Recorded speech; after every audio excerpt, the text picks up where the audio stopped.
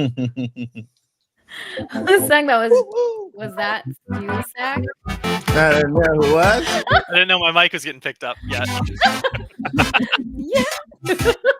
We can't see Mike. My mic was messing up. It's all just a mess today. It's beautiful. I love it. You gotta reload. Technology.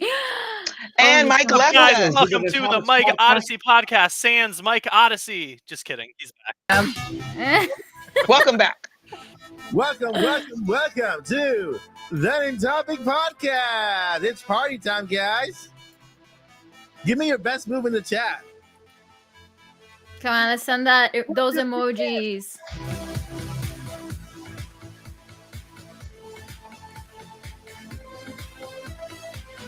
Come on, Paul. What's your best moves? I'm head bopping right now because I'm typing at the same time. You know. Wait, no, you gotta play the song that Paul likes. You know, everybody was kung fu fighting. That's a good one too. I do like that song, honestly. Yeah. Welcome to the Nintopics podcast and the first ever Chat Appreciation Night. Woo! Hey, what does that mean for you guys, the chat? Well, it means that today the second topic is all yours. Okay, so today we're doing second topic. You guys pick whatever you want to talk about. Just hit the you guys can flood the chat with whatever you want to talk about for the second topic, right? For this one, right? Every single last Friday of the month, we will have either a game to play with you guys, a topic. You guys can pick topics and something different and fun to go over on that very last Friday. So every last Friday of the podcast will be chat appreciation for you guys, and we'll have fun. Okay, this podcast is not going on any platform but YouTube. And it'll be fun. Just we'll do whatever is fun and whatever brings you guys joy. And speaking of joy, I want to talk about some people that bring me joy every time I gather with them every Friday. And I want to go ahead and start with Miss Zelda's mama, Josie J. How are you doing, Josie? She has her peace signs and her peace sign and her dance moves. No, I'm kidding. It'd be funny if the headphones were off and you didn't know you got introduced and you just kept dancing. You know what? It took me a minute because I was like, I wonder if they know that I can hear them and I think my mic works. Anyway, it's all good. Hey, everybody! It's been a great week. We got rumors galore. We got states of play. We've got games. I don't know about what else is well, I do know, but everything else that's going on in the world, we still picked the right timeline, guys. We were born in the right timeline. We are in a very beautiful age of gaming. It's everything is wonderful. Everything is awesome. And everything is awesome. Please don't copyright us. And also my Splatoon fans out there, Sizzle season for the summer has begun. So right after the podcast, get with 3 of your friends and go ahead and hop on and get some splatting going. Nice. That's very nice. Go get you guys splat going. Don't be sore losers. Remember, whoever wins, be happy and stuff. Because, Splatfest is going on and surf. All right. And moving on to, I'll stay in Hyrule. I will just stay in Hyrule for this one. This next door with Lilly Hyrule. What's going on, Lilly? Hi, Mike. How's everybody doing? Hello. I actually smelled like smoke because of Rip Fest. I was on Rip Fest a couple of minutes ago. Yeah, there was Rip Fest in my city. So it was so delicious, and I had some delicious mac and cheese as well, and a corn in a cup. It was That's so not good. cool. That's not it's cool for you, but not cool for us because we don't have Rip Fest. I'll invite you over sometime. Yeah, so you can. Okay, and I'll make. And can I come? Because I will make you real mac and cheese. Because nobody beats my mac and cheese. Yes, you just gave me a birthday idea. For my birthday, I want to do a Rip Fest. Nice. Yeah, for sure. And And in terms of like gaming, I'm very excited because Zelda appreciation. Like we're getting a lot of Zelda stuff, and I'm so happy about it. But I'm also very sad. And Right. I'm sad because I'm gonna go on vacation, and that's not the sad part. The sad part is that I'm not gonna be with you guys for 2 weeks. And the other sad part is that most likely it's gonna be the Nintendo Direct, and I'm so Ooh, yeah, that's gonna hurt. That's gonna hurt. We're gonna. I mean, But- you have to you still have to watch it and give Of us your course, thoughts when of you get course. back, though. Yeah, she'll be in so the I'll chat. be in the chat. I'll be in the chat. Okay, going crazy with everything that Nintendo just announces, and getting ready also for the Summer Game Fest as well. Like, yeah. So And I'm not sure if you knew, but you can download the app and you can just like pop in. Hey, I guys, blah blah. I'll be in the chat and just say hi, and then come back. oh, that's great. Okay, Yeah, yeah, I did not know you do that. that. Thank you so Paul much for does that once in a while. Whenever when he was teaching, he used to be like in the car with like, I'm just driving here with my phone. that. With the Yeah. bad reception and everything. nice. Okay, that's great to know. Like running over everybody here. What Yeah. was that? I don't know. What was that? Hey, podcast is priority. Yes. that's But yeah, it's we also had a state of play, so it was a very wonderful week. Yeah, I'm very excited. Yeah. All right. Well, so talking about Paul, the illegitimate son, Mr. Furukawa, and the nephew of Miyamoto. Paul, what's up? Oh man, one of these days. Yeah, one of these days, Furukawa will say, "Yeah, that's my son." I don't know. Maury's off the air now, so Maybe during the podcast, I'm gonna bust out the picture that Mr. Furukawa and I took at E3 2019 together. Is that when you told him, Papa? And he's like, who? That's the one. That's the one. Yeah, it's been a pretty good week overall. We had the state of play, which I'm sure we'll talk a little bit about later on. Mm-hmm. Maybe it wasn't the best part of the week, but it was a part. Yeah, Yep. You have the honors of bringing that up, Paul. That's your job today.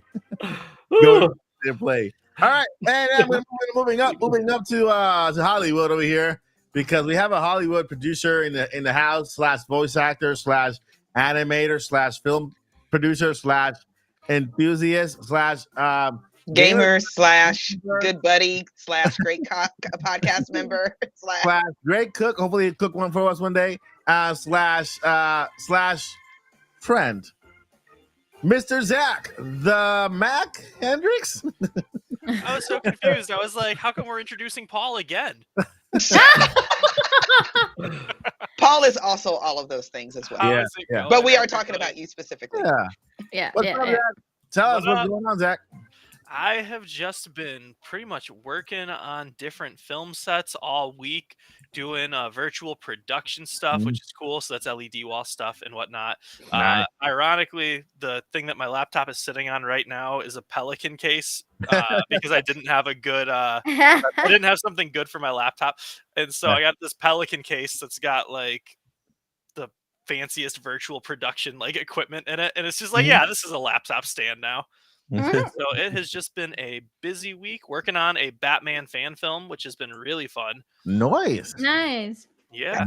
Nice. We have to see some behind the scene pictures. From Zach. Sneak peeks. Sorry, guys. It's private. Just for the cast, and hopefully when the film comes out, For the members as well. For anyone who wants some sneak peeks, you can go follow Method 2 Method 2 Madness Films on Instagram. There you go. Yeah, that has pretty much been my whole week. I got party lights going now because I felt left out because everyone else was vibing. But yeah, that's pretty much it for me.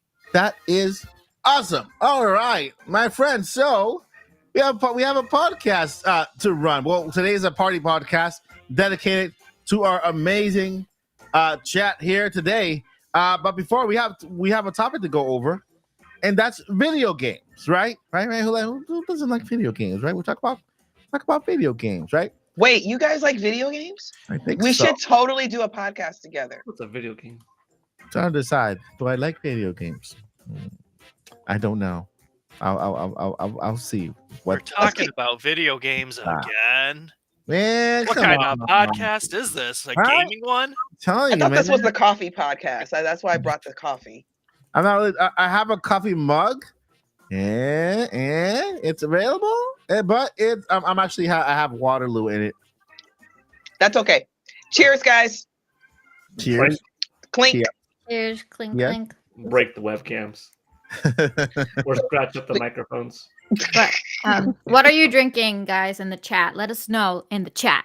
Yeah. Is it hot? Is it cold? Is it mild? Mild. It's a hot chocolate. Hot Yes, orange juice. There's whipped cream on top like this, all the way to the roof. And then they like shave like the real chocolate on top of the whipped cream. Okay, sorry. And some cinnamon. Anyway, Ooh, yes. Mhm. all right. So we are gonna go ahead and start with topics today. It's games. It's games, guys. Just a spoiler. It's games. We're talking about games. Why? Because if you did not know, I think the summer has officially begun. It's beginning. No, well, not the official summer calendar wise, but game wise, summer is here. Summer started yesterday, and there was this event that took place yesterday. And I want Paul to go to just to kind of describe a little bit, see what type of event was it? What did we see? How did he feel about it? And then we'll move on from there. So Paul, hold up. Time for Better Call Paul. Hello. Paul. Oh, so if you wanted to kick off your summer with a nice sleep, you should have watched yesterday's State of Play. Okay, The maybe that's a little shade! mean. The shade. Oh. So much shade. Hey, hold up. Say that again. Say that again. If you wanted to start your summer off with a nice sleep, you should have watched yesterday's State of Play for half an hour. Oh my. That's hilarious. And I'm Okay, hold on. exaggerating a little bit. It wasn't really that good. I gave it a C, to be fair, because Ooh. the final Ooh. game was Astrobot, Uh-huh. and that looked really good. And having played Astro's Playroom, which was a launch title demo kind of game that was bundled in digitally with every PS5, and I think still comes out with every PS5, Yeah. it was great. Like, it was a fantastic game. I platinumed it. It was really fun. I'm like, this team, if they made a full game, could probably rival in some way like the Super Mario 3D team and make an on par experience to Super Mario Odyssey, given a full game and a full ambition to do so, budget the whole thing, because they had nice gameplay mechanics. They were taking advantage of the controller, everything. So that was a highlight yesterday. And a lot of it was very much inspired by, like classic Nintendo bosses and that archetype, those characters, the surroundings, etc. Yep. But that much excitement, that was one game. The rest of the show was pretty mediocre and like almost subpar. But in my opinion, so like I always say this, like, what is your scale? Mhm. 5 is totally mediocre in all senses of the word average. And then you Yeah. have to go up from 6 being fair to 4 being subpar, 7 good, 4, 3 bad, 8 great, 2 horrible, 9 excellent, 1 awful, 10 perfect, 0 unplayable. So when I say something's 5, that's Yeah. not an F in school grade. That's Yeah. mediocre. So I gave this show a 6. And a 6 sounds bad, but a 6 just means a little above average. And that's thanks to Astro. We kind of got blindsided, or I should say not blindsided, but we sort of got led awry with the first game showed off Concord. And that opened up the show good with its CG trailer, right? Mhm. It looked like, wow, this is their take on a Guardians of the Galaxy. This is a cool cast, cool characters. I'm into this. Yeah. And then it was like, oh, the gameplay does not look that appetizing. It looks just like another squad-based shooter. No offense, but that kind of game succeeded several years ago. And that's kind of the problem, which kind of goes back into these long development cycles. Mhm. Probably when they had the ambition to create this game, it was, wow, Overwatch came out. That's a big hit. Let's make a game like Overwatch. But guess what? That was several years ago, and by the time it took them to finish the game, which is now, that community and that interest in those types of games have kind of died down, and other Overwatch-like clones or inspired titles have come out since then. So is the industry really clamoring for another one of these? They put so much effort into that CG trailer and all that stuff, only to like probably barely use that in the game. Is just going to be shooting each other. Now, and I like shooters, but I wasn't really feeling it. It didn't look that great. They said we're going to continue the story though and evolve. I'm like, well, there's a little bit of hope there. Yeah. I had Silent Hill 2 remake, to be fair. Like that's cool. Monster Hunter Wilds looked good. Mm-hmm. I know the game is going to be much better than the trailer looked, but the trailer was like kind of above okay. But the game is going to be much better. So aside from a couple of things there, I'm like, yeah. I don't want to be mean, but it wasn't that good. Listen, I gotta really say something. Everybody knows Paul. Paul's the most optimistic, most positive person you could ever find when it comes to gaming. Okay. Now, when he gives his opinion on the presentation, trust me. I don't trust anybody else more than Paul giving his opinion on things like that, because if it was bad, we were trying to find something positive about it.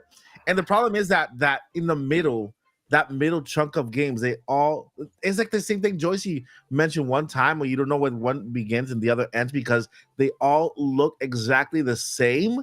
And it's like they focus on providing the same exact type of trailer for the same exact type of game. And head chopped up over here, some blood splatting over here, and some this and that over here. And then they put all these trailers together with that. You forget what games they were, because they all look the same. And so much the game's fault, it's to whoever edited the presentation together. They didn't kind of, first thing, the game selection. I'm pretty sure there were more games out there could have made it into this presentation that could have offered more variety to PlayStation fans, right? And I think that doing that would have given the editor a better experience, knowing, because obviously they had to put Astrobot at the end since it was their main game, right? That's the main game they wanted to close it out. So that game could not have gone at the beginning. Then at the beginning, they started out with the cinematic. Paul and I was like, man, this looks great. I can't wait, because the acting was amazing. The animation on that cinematic was brilliant. And I wanted to watch a movie of it. I'm like, I hope they turn this into an actual movie or series or something like that, because it was that good. And then they 5v5 shooter, another, you know what I mean? And so in the presentation, there were at least 4 to 5 5v5 shooters. I think I said during that Concord, I was like, if we rewound back, and I'm pretty sure I said this, or maybe I said it on a different game, or maybe I even said it twice, but I think I said on that one, this looks pretty good. But you know what? We don't even know yet what type of game it is. It could all derail when we see the gameplay. I'm like, sure enough. Yeah. I think Paul jinxed it, man. Paul just ruined everything there. Just because to be fair, like, if you've ever wondered, chat, anyone watching, the millions and millions watching, as the Rock would say, one day they're sneak watching with the millions and millions. If you ever wondered, like, do other companies watch this? I could tell you, Nintendo did watch that State of Play. They do watch, and they do have their teams that will last minute, if need be, modify a Nintendo Direct. Not by a dramatic approach, but more so almost from is there something of how Sony, or Microsoft, in this case Sony, highlighted a game and certain words that they use to describe a game that we need to edit out or edit into one of our titles to differentiate it, or how are the public reception to action adventure, high intensity shooter, and are those comments being generally favorably received online or not?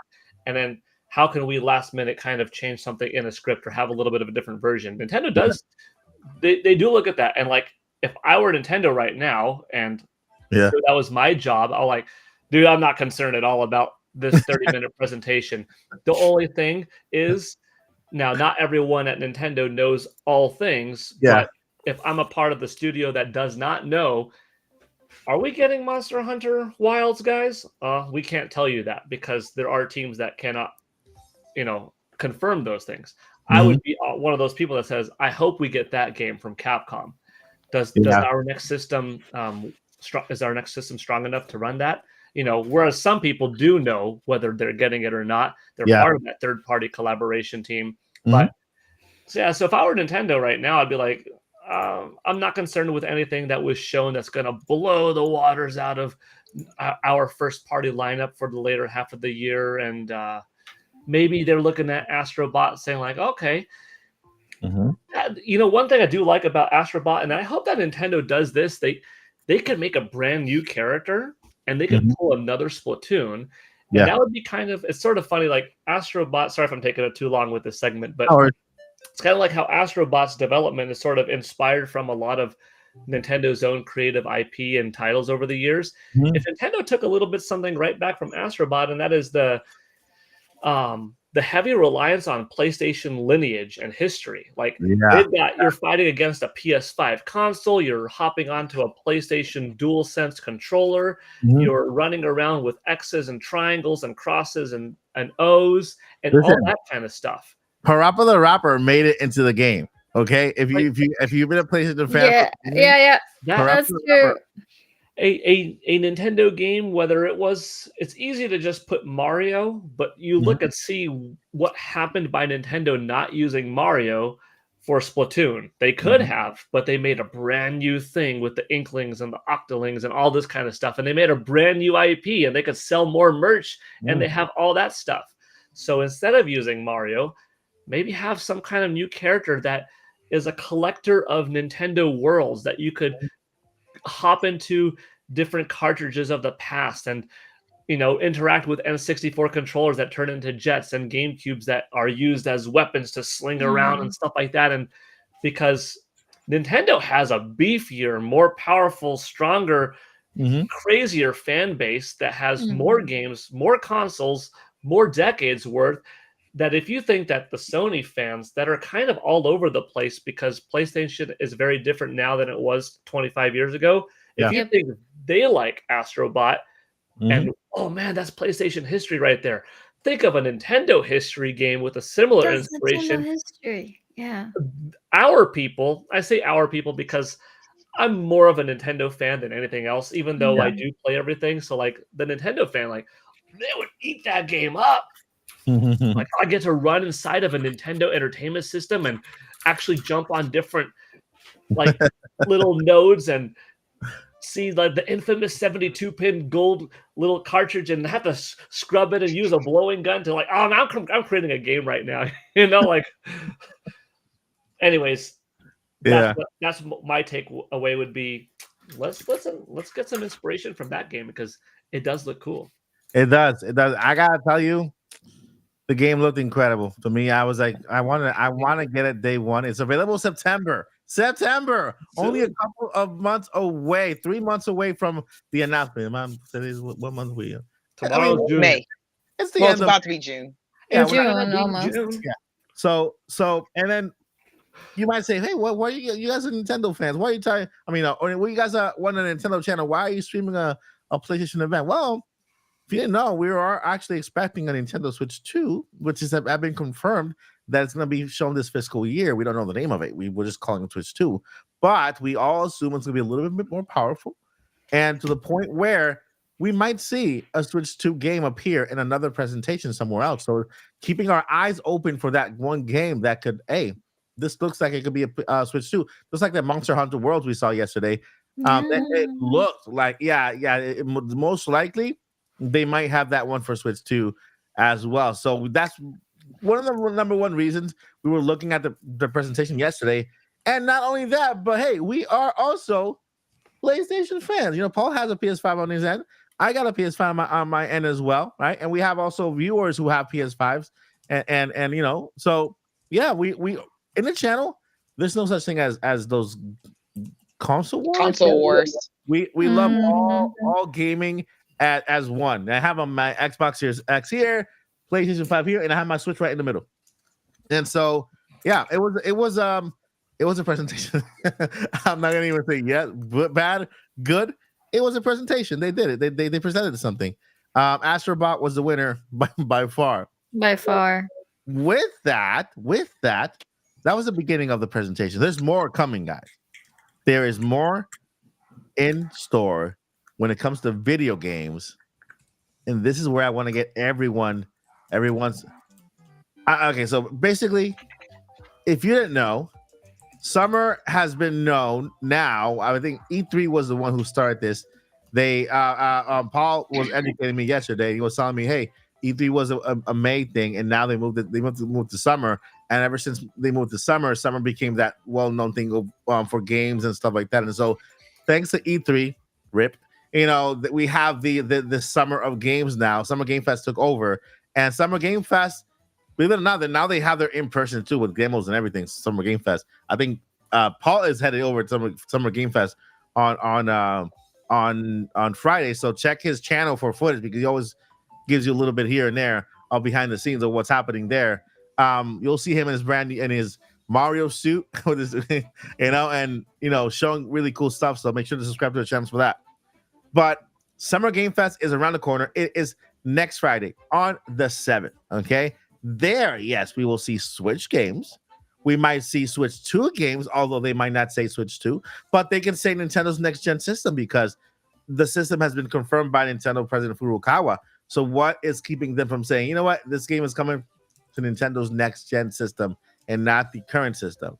We'll have more information on this game later on in the future. There's nothing from keeping them because Nintendo has already publicly admitted that they're showing it this fiscal year, and so they can just use the same exact wording that Nintendo did. Next gen system, next system, right? But I want to go over the chat and go over the expectations, right? Over the expectations for this show. Before that, on Friday is the Summer Game Fest, right? Then then on Sunday, let me go ahead and go to the actual Sama. Come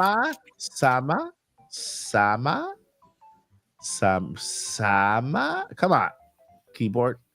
All right, Summer Game Fest. All right, so Summer Game Fest. I'm gonna go ahead and share my screen here so you guys can see as well. This is not just for me. This is for the entire chat. We're going over Summer Game Fest. You guys can see it there? Yep. Where we can see it. We are gone. There we are. There you are. All right, so we have Summer Game Fest here. Wait, we're missing somebody? No, we're good. Okay, that's all 5.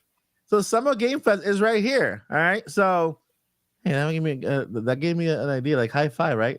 We were the high five.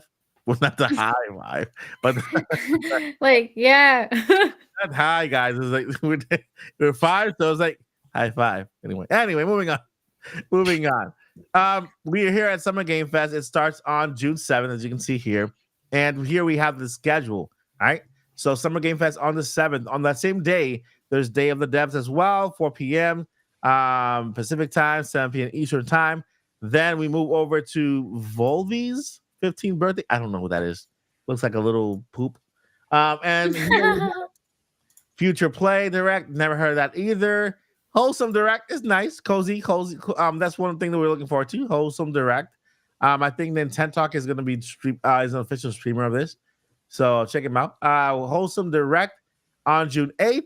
June 8th, the same thing. The Latin American Game Showcase. That's new. It's actually new. I never kind of. It's all Spanish games, I guess, right? I don't know. As a Hispanic, I don't get this. Anyway, Future Game Show, Summer Game Show. There's 2 future ones. Future of Play. Okay, Future of Play. So there's a lot of future stuff here. And then this one, the bigger one, June 9th, is the Xbox Game Showcase, right? And of course, and on June 10th, we have Ubisoft Forward, right? These are kind of big ones, like the Summer Game Fest on the 7th, then below Xbox and Ubisoft Forward. They're I think they're the biggest ones we have there. So with that, here is I want to throw it out there. Is anybody in here looking forward to any of these presentations, and why? I'm excited about the Xbox presentation, Mhm. and also I'd say Ubisoft, the two big ones. Uh-huh. With Xbox, I just always. This might sound bad to say, and I'm not Yeah. trying to fan the flames of console wars, but I feel like Xbox has constantly been behind the eight ball, and because of that, it like forces them to innovate a little more than we normally see. Yeah. Like when we got the handicap controller, I forget what it's called, the accessibility controller. Like Mhm. that was one of the coolest things ever, you know. And like then they introduced all these modes and whatnot, and like, oh, you can use two controllers to control the same controller in game, but one of them can just control buttons and other ones can control the sticks. Like co-op playing as one character, like it's so strange. And I just every time Xbox goes up, it's either I feel like it's never bad. It's either just like okay, or it's like okay, oh, that was cool.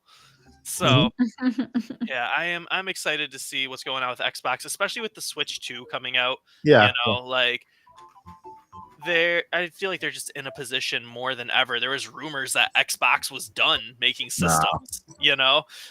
Like that got so much traction that Phil Spencer had to be like, "No, we're still making systems." Yeah. But Yeah. like I just feel like you can't get more behind the eight ball than having your president have to say, "Yes, we are still making video game systems." Yeah. With them is they're having a Wii U year, but the other way around, right? It's like they're not having a Wii U year because of their system. They have a crazy powerful little fridge there, you know. They're having a Wii U year because of the games, because they're not releasing first party games, right? They don't have these games that will attract people to buy that Xbox because they're exclusive. They're doing the opposite. They're going third party, you know. So, all right. Anybody else is Joycey? What are you most excited about here?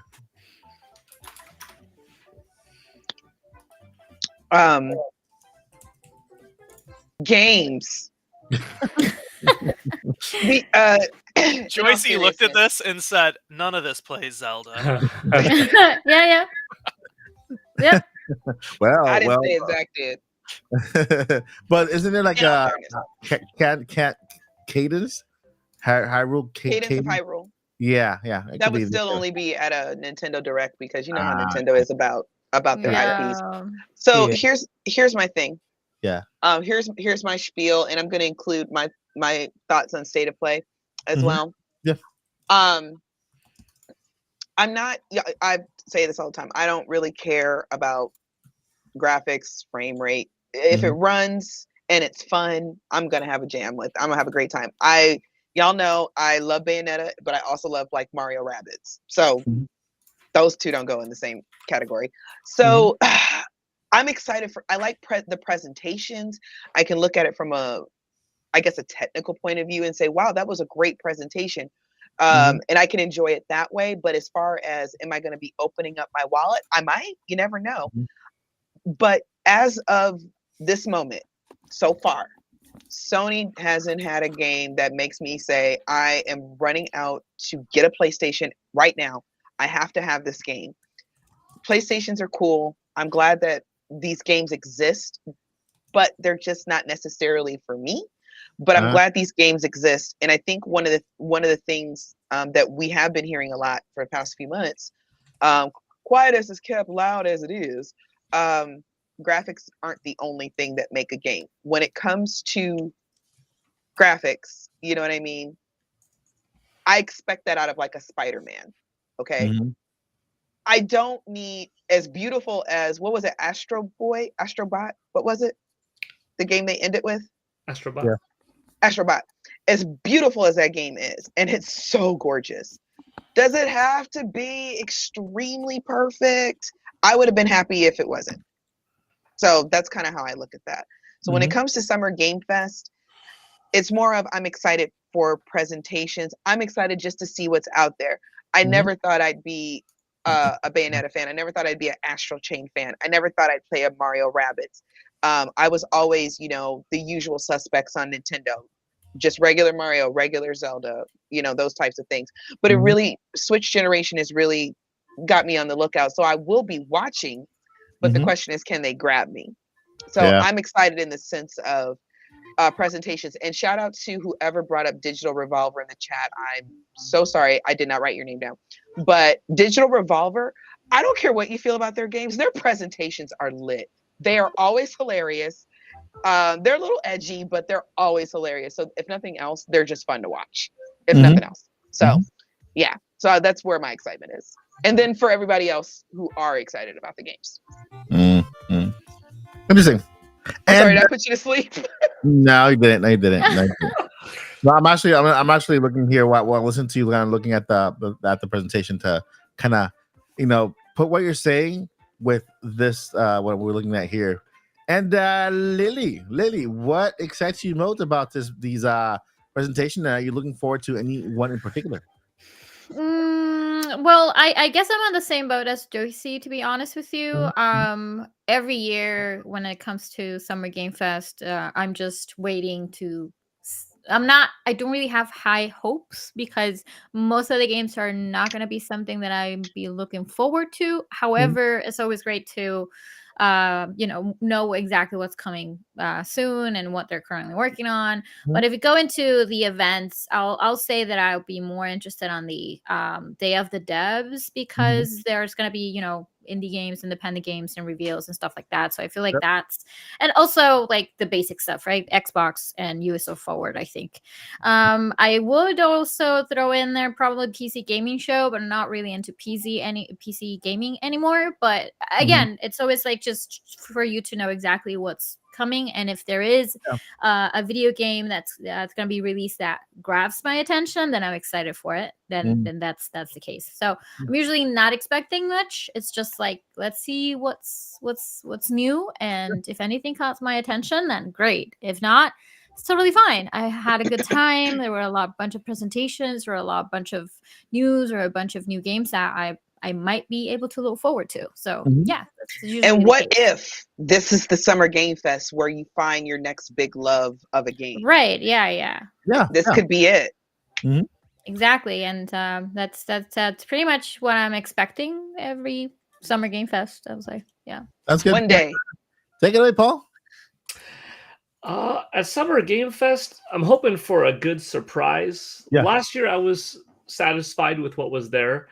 I knew that Sonic Superstars was going to show up, so when that came, it wasn't necessarily a surprise, but I was just happy because the game looked cool, and I knew it was gonna be pretty cool, and I think it was a pretty good game. It didn't come out at the best timing, though, right next to Super Mario Bros. Wonder, but regardless of the point, that was nice at the show.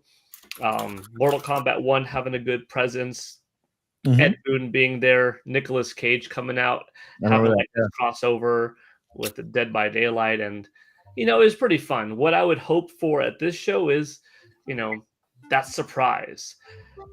Last year, Brian Intihar, old friend from Gamers.com, OneUp.com, EGM days, who's now head at Insomniac Games, he came out with a nice Spider-Man 2 talk.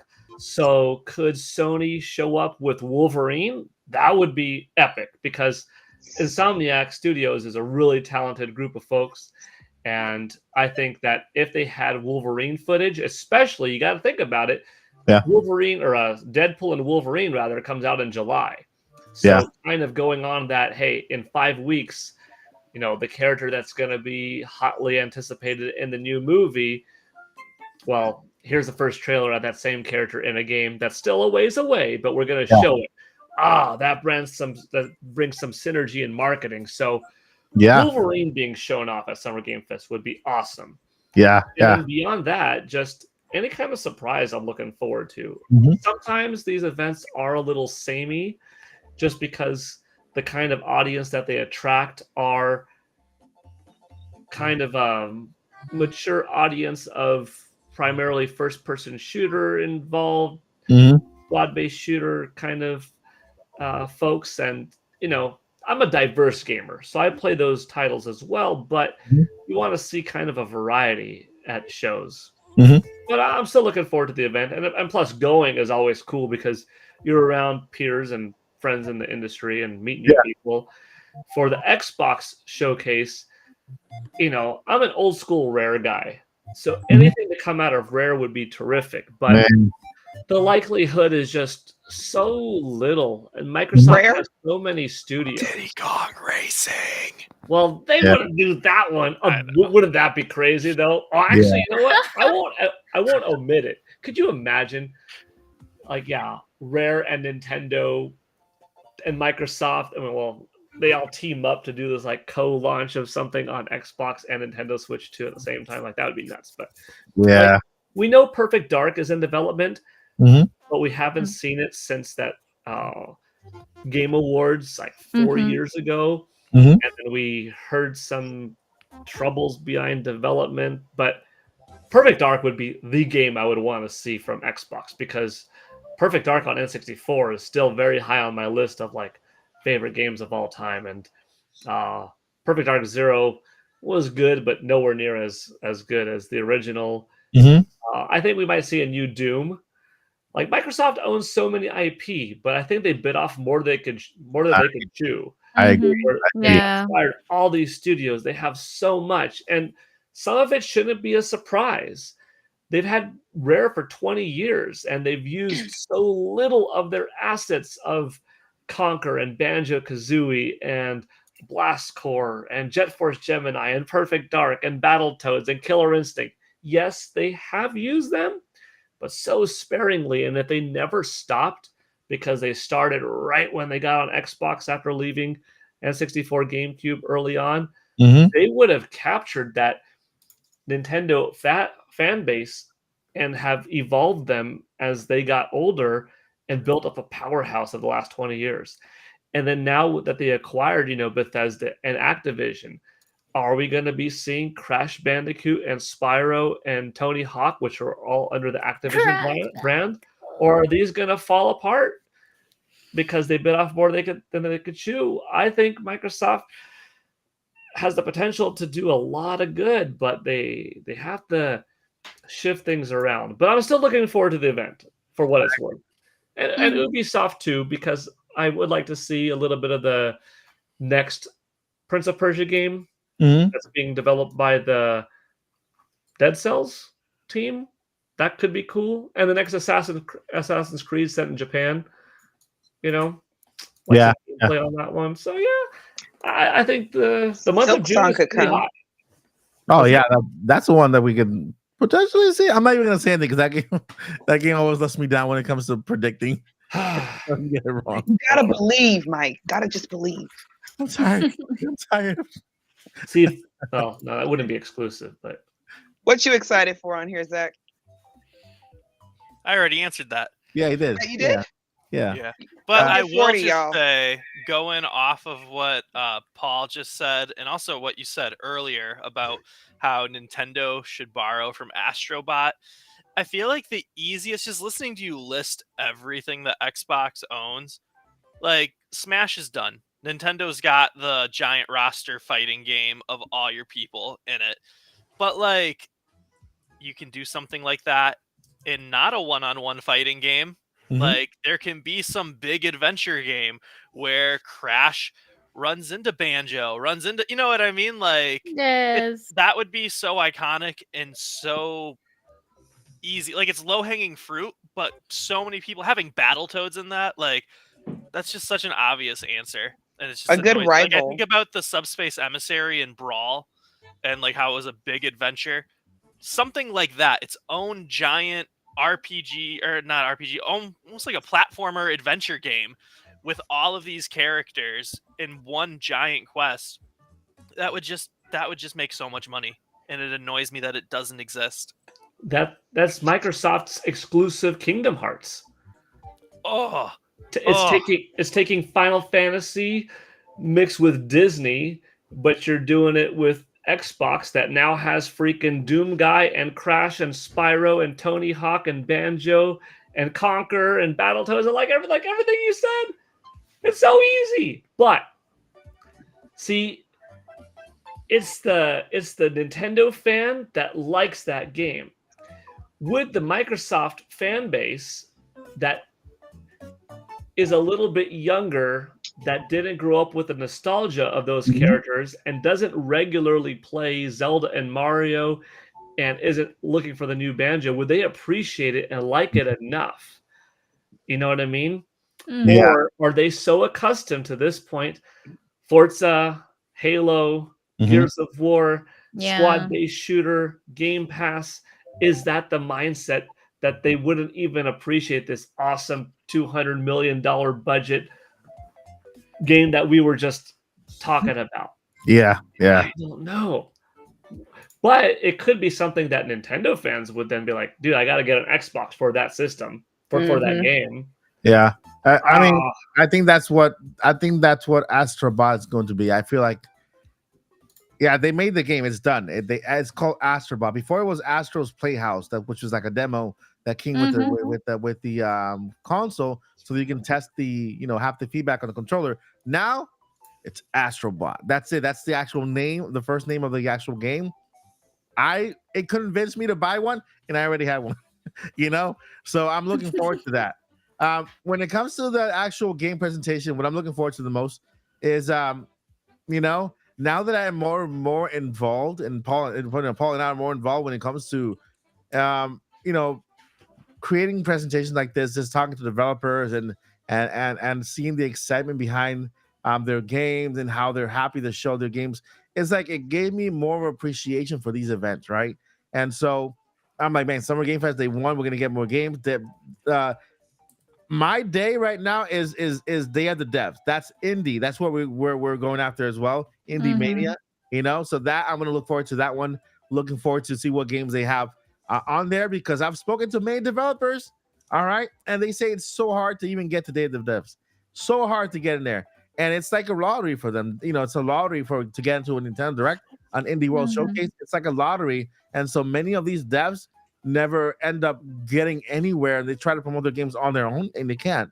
And so their games that die down, you never hear them, and they could have been that best next what's that cat game? Stray, the Stray game, you know what I mean? And I love that having it's what, 3 days, 7, 8, 9, and then 10.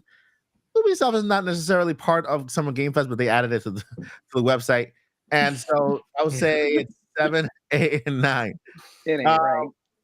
Yeah, and so I'm excited for basically everything. I know that Switch 2 is coming along the way, and I will keep my eye open for maybe a potential game that I might see coming to Switch 2. That's something exciting to look forward to. Cozy, wholesome direct. I like the whole idea about the wholesome direct. One of my favorite games is Animal Crossing, guys. I did a tribute type of video, if you haven't watched it yesterday, on Animal Crossing and what it did for humanity in 2020. It's the unsung hero, a video game who helped so many people, just kind of cope with what was going outside, right? And so the wholesome direct, the cozy type of game, I think it was born there. It just came out of there, and so many people kind of got, So I'm rooting for wholesome direct to see what they're gonna show there. I hope that we see that Fantasy Island, Fantasy Life. Yeah. I think it was Fantasy Life. Yeah, Fantasy Life. It was supposed to come out last year. It didn't come out last year. It was pushed to this year. They pushed it to this summer, so hopefully we see that Fantasy Life. Ubisoft. I'm actually now a partner with Ubisoft, the channel, so I get some behind the scenes look. I know what's going on. So that's exciting too. And overall, I'm super excited, but I'm most excited for another presentation happening this summer too. And I'm gonna go ahead and go to that website right now. It's called Indie Mania, my friends. Indie Mania. All right, this one is happening in September 13, 14, 12, 12, 13, and 14. All right, you guys can see here we have, these are just some of the developers here. Man, this list seems so small with how big the list is behind the scenes. Now that I'm looking at this, I made this when it first started, but now Update that. I have to update it because I actually Well, it does say some. It doesn't say all of our. But I participating. added full list here, but I haven't made the link clickable yet. That's when I'm going to have the entire list of developers here as well. And of course, we have June 30th. Is it June 30th? Yeah, June 30th for the deadline here. And this is what we have so far. By the time this ends, we're going to have, I don't know how Paul, we're not going to do this. This is going to be insane. Then, of course, as a content creator, you can calling on content creators. You can sign up here at Indie Mania to be a content creator as part of the event. Once we get, we already have a couple content creators. Nintendo Prime Day is going to be co-streaming. Landon from Nintendo Land is also going to be co-streaming along with other content creators that I've spoken to behind the scenes. Their names and their channels will be listed here very soon. We'll have a list of all of the content creators who are joining us for Indie Mania. And it's going to be awesome. It's going to be super awesome. And if you would like more information about Indie Mania, then you can just scroll down all the way here and join our mailing list. That way you get to see what's happening behind the scenes when we send out emails with different things, right? And so yeah, Indie Mania happening 12, 13, and 14 is gonna be awesome. I can't wait. And I'm already blown away with a whole bunch of games that we've seen. And some of the games, like, wait, this game did not make it to a Nintendo Indie World. This game did not make it to a Nintendo, any presentation regarding indie games. This is insane. And so we have it. We have it. We got the exclusive. We got the world premiere, and it's gonna be awesome. So yeah, that is the thing about the thing. That's the difference of this indie event. It's like this indie event is made by indie folks. You know, we are a small team. We are the indies of the events. Of the event. You know what I mean? And like, no disrespect, I'm happy that Nintendo has Indie World. I'm happy that PlayStation and Xbox have their own events that highlight and throw the indie developers a little bone, but that's the big players using their big platform to give big exposure to just a few indies. And they reasonably have to do it that way because they only have 20 minutes in their show and they have to worry about proper time allocated to third parties, to their own first parties, to direct managements, to PlayStation State of Plays, to this and to that and to all that. For this event is like, if you are an indie developer and you want to have your game shown, if you have something to show, you got it. Wow. That's awesome. Now, is it as big of a platform? No, but you're welcome to participate. And, you know, this content creator, you know, initiative. What do we call it? The Content Creator Initiative? The Content Creator Initiative, yes. After saying it, I forgot, of course. But that Content Creator Initiative, that is the indie way also. That is the content creator. Those are the indies. The show is made by indies. The show's presence is indie developers. So it's this trifecta of sorts that is working together to create something that will be big and will have exposure and will do some good out there for a lot of developers, I think, which is pretty awesome. I'm telling you. Pretty hyped. I'm telling you, Indie Mania is going to be a show that's going to be around for a while. This is the beginning of it. If you're a content creator out there, you want to join now and be part of the event. We're going to have your link and your channel logo on our website on the indiemania.net. Plus, there is a possibility that you can also, as a perk, try out a lot of these games from indie developers. Join their mailing list for when it comes to them sending out review codes and all of these little things there. That's another perk. You get to try other games as well. And so, yeah, it's going to be a great event. We're small now, but guess what? We're not going to be small all the time. We're going to grow, babe. It's going to be like... It's just the beginning. Yeah, I'm telling you, it's a revolution. Revolutions start like this, but then they grow. They get bigger and bigger and bigger. And so, That is Indie Mania. Now it's time for the. Let me go ahead.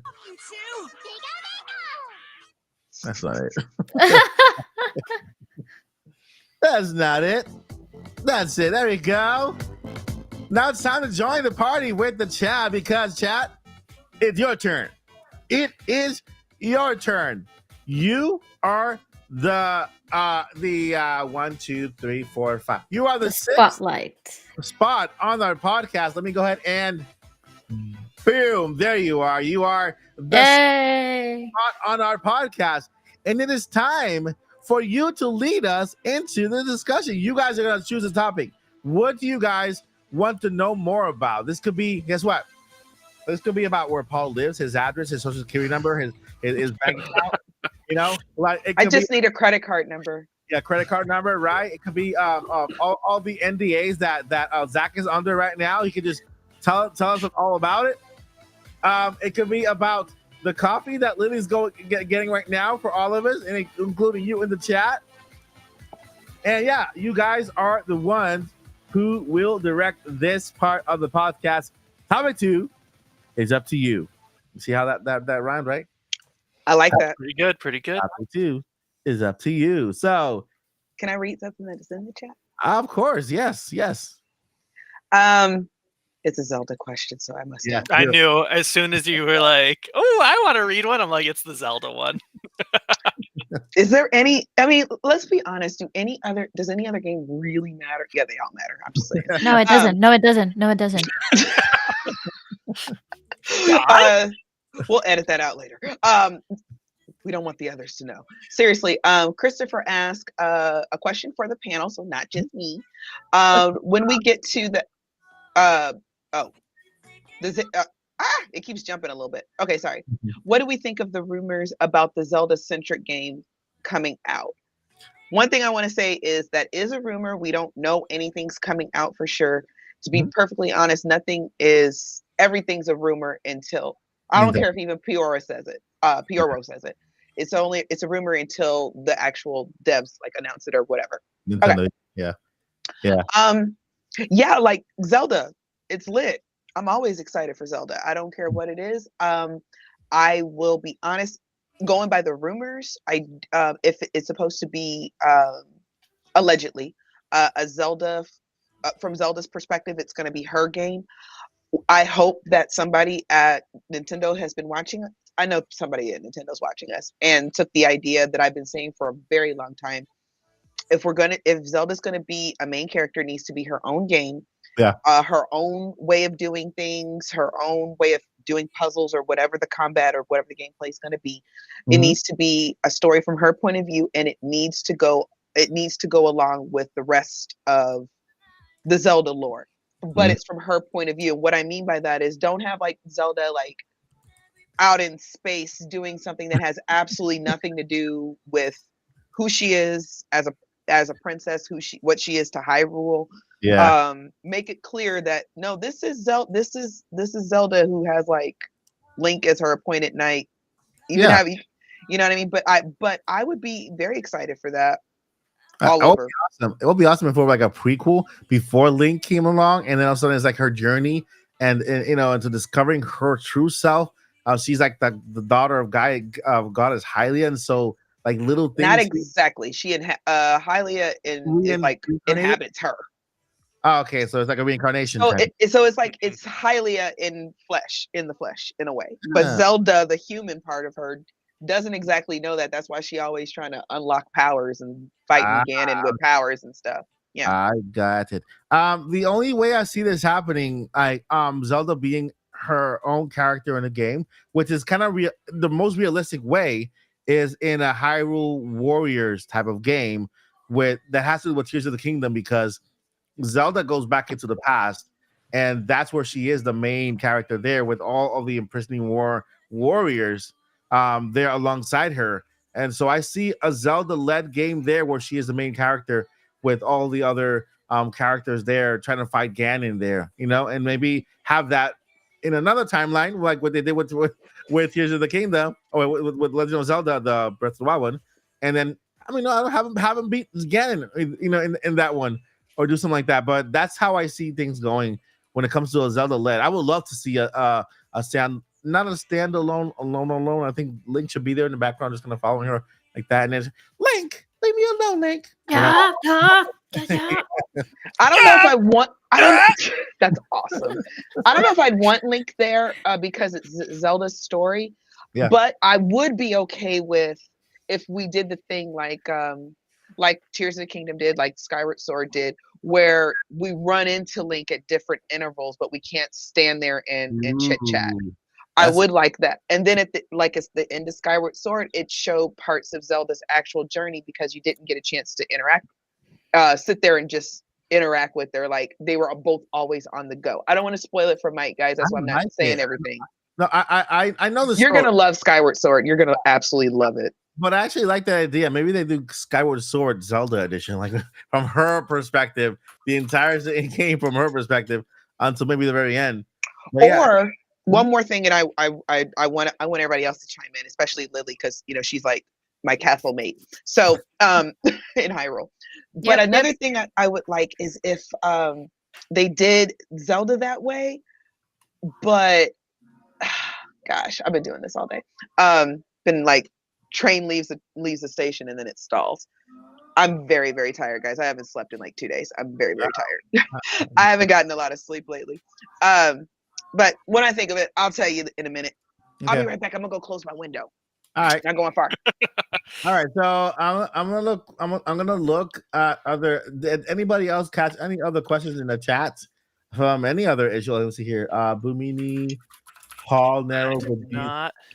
But while Mike is looking for other questions, I'll give my short 2 cents on the Zelda question, which is, for me, I don't want to say I'm a stickler for lore, but I am. Like, lore exists for a reason, and whenever people are like, oh, it's a made-up thing, whatever, and like, you care about this? I'm just like, okay, imagine you're watching Iron Man. I always use, or the Avengers, and then Thanos is about to win. All of a sudden, Iron Man's like, oh, wait, scoobity-doobity. And then all the bad guys just disappear. It's like, what'd you do? Oh, that was the magic power I had the whole time. Wouldn't make sense. We'd all hate it, say it was dumb. Because these worlds have rules and the rules matter. And so for me, specifically, I'd love to see a Zelda-centric game, but I would need it to fall within the rules of Zelda. And by that, what I mean is Link has to run around and fight because he has the Triforce of Courage. Ganondorf has to be an overwhelming adversary because he has the Triforce of Power. And so Zelda has the Triforce of Wisdom. Or in Breath of the Wild, I think she just kind of has the whole Triforce. Not sure. But they barely mention it in the Wild era. And so unless it was in that era, I would want to see almost like a puzzle game with Zelda, something that involves wisdom thinking, less of an action game, more of a figure this out, figure that out, almost like a dungeon crawl, minus like instead of fighting the enemies by force, you're fighting them by like you get them to come over here, almost like a stealth game. But yeah, that's kind of a Zelda stealth game would be like my 2 cents. She has her magic that she can use here and there too, but she's able to, maybe cast out a double and lure someone somewhere and then cause a giant rock to fall on this, Luke Gehrig machine. Or Luke Gehrig, that's a disease. This magic. What's the machine? I can't. My brain messed up. We tired. Right. Stream fog right now. No, when you set up all these like dominoes and they knock into each other and they booby traps. Booby trap, sure. I'm gonna hit me in like a minute. Let me ask all this. Oh, I'm sorry, Lily. Go ahead. No, it's okay. I was gonna bring up something that you by saying what you just said, Zach. You reminded me of that part where in Ocarina of Time where you're trying to run away or trying to get out from the castle because it's collapsing, and then Zelda, she's super cute when she just opens the door for Link. Like that reminded me, like it took me back when I was like Yeah. Or every I time was- you get hit, she stops. Oh! Yeah, she screams a little bit. Yeah, she's super cute. Like, and I don't know, like seeing that, like Zelda being with you and helping you out or helping each other. That's something that That's nice. I want a Zelda game where Link and Zelda finally get married. That's it. They finally can kiss. Nintendo won't do it. Married, kids, everything. Whole gang. I want them to have married, have kids. Link goes to work, puts his suits on, and just kind of goes on the field and The Legend of Zelda: Taxes for Hyrule. Maybe a game like The Concept Sims. review. yeah, Related. I meant a Rube Goldberg machine earlier. Yeah. Oh. a farming game with Link and Zelda. Anyway, Yeah. But All right. sorry, Joycey, you were gonna say something. I interrupted you. Sorry. I'm gonna make this real quick, so I want Paul to get his opinion No, in. no worries. But okay, so I know that I believe Nintendo has said this. The devs have said this. The Zelda devs, and I know everybody's tired of the Breath of the Wild map. I'm not. I think it's a great world. good map. But if they were to do a prequel to the Hero of the Wild era with Breath of the Wild, Tears in the Kingdom, I think that's another good way to utilize that map, because I can only imagine how much work that engine and that art style, took. So if they were to do it, the whole thing from when Zelda was in the past, and I know I've seen people say this, not necessarily tonight, but people in our chat have said that before. See Zelda in the past and what she's doing through all 5 versions of the imprisoning war, and everything she has to do to save her kingdom in her actual time. And then the game ends literally with her turning into, okay, well, y'all know how Tears of the Kingdom ended, that happening, and the game just fade to black with her in her dragon form, because the next game isn't until Tears of the Kingdom. I'd cry. I love it. Love it. Hire us, Nintendo. We have ideas. All right. And So cookies. right before we jump over to Paul, I have to refresh. But before that, I'm gonna refresh. Paul's gonna give his intake on the Zelda LED game, and then after that, you see here Ian Holt. It has the next topic, which is Metroid Prime 4. Right after. Yes. Paul. So I'm gonna go ahead and refresh. Paul, go ahead, take it away. My ideal Zelda game. I'll try to make it quick because I think I've shared this on the podcast before, but it's ideally in a remake, a big scale remake of The Legend of Zelda Ocarina of Time, and the Zelda portion is woven in those 7 years of Link's slumber, where Zelda has to be the hero of Hyrule, and spoiler, has the Sheik segments, and it is you playing as Zelda and eventually Sheik going through in what are these 7 years. And as Zelda's sessions, you're playing as young Princess Zelda, and it's a different type of gameplay mechanic for a little bit until you get into Sheik. And the Sheik part is this awesome Ninja Gaiden-esque, action-oriented. She's fighting bad guys. She's the one who is carving out these holes in these mountain sides and protecting these heart pieces for Link to eventually find. She's the one that is burrowing with bombs under the ground and putting these treasure chests for rupees and gauntlets for Link to eventually find when he wakes up. And her segments kind of end when Link gets big. But like I said, this is in the Ocarina of Time remake. So instead of just going between adult Link and child Link, you could also go into this third part, which is this playable Sheik part. So it's not like, oh, you're just done and that part is ended. Like, you can still go back and play it, because why create it and then never be able to go back in that experience? But that's what I would like. I don't see that exists on its own unless if it's in the game, unless if it does, because it's a good enough, big enough idea. And if Nintendo wants to, like, let's just say that they take that little idea and they make it, the Sage of Light era, or the Sheik's story, or something like that, where it's like this. It's known that it is a smaller game, but that it plays a role, because also coming up, we are creating a remake for The Legend of Zelda Ocarina of Time. But then wouldn't you just wait and put that game in there? Or maybe you do release a full-fledged Sheik game ahead of time, and then you keep Ocarina faithful in that it's just Child Link and it's just Adult Link, and you don't mix up with the flow of the game by having the Sheik segment. You sell the Sheik game separately, but just know that takes place kind of in between this one. So I could see that idea of playing as Sheik in the Ocarina Saga working independently. Mhm. But it really works well if it's woven into this grand remake. But that's what I would like to see. Yeah, I don't know.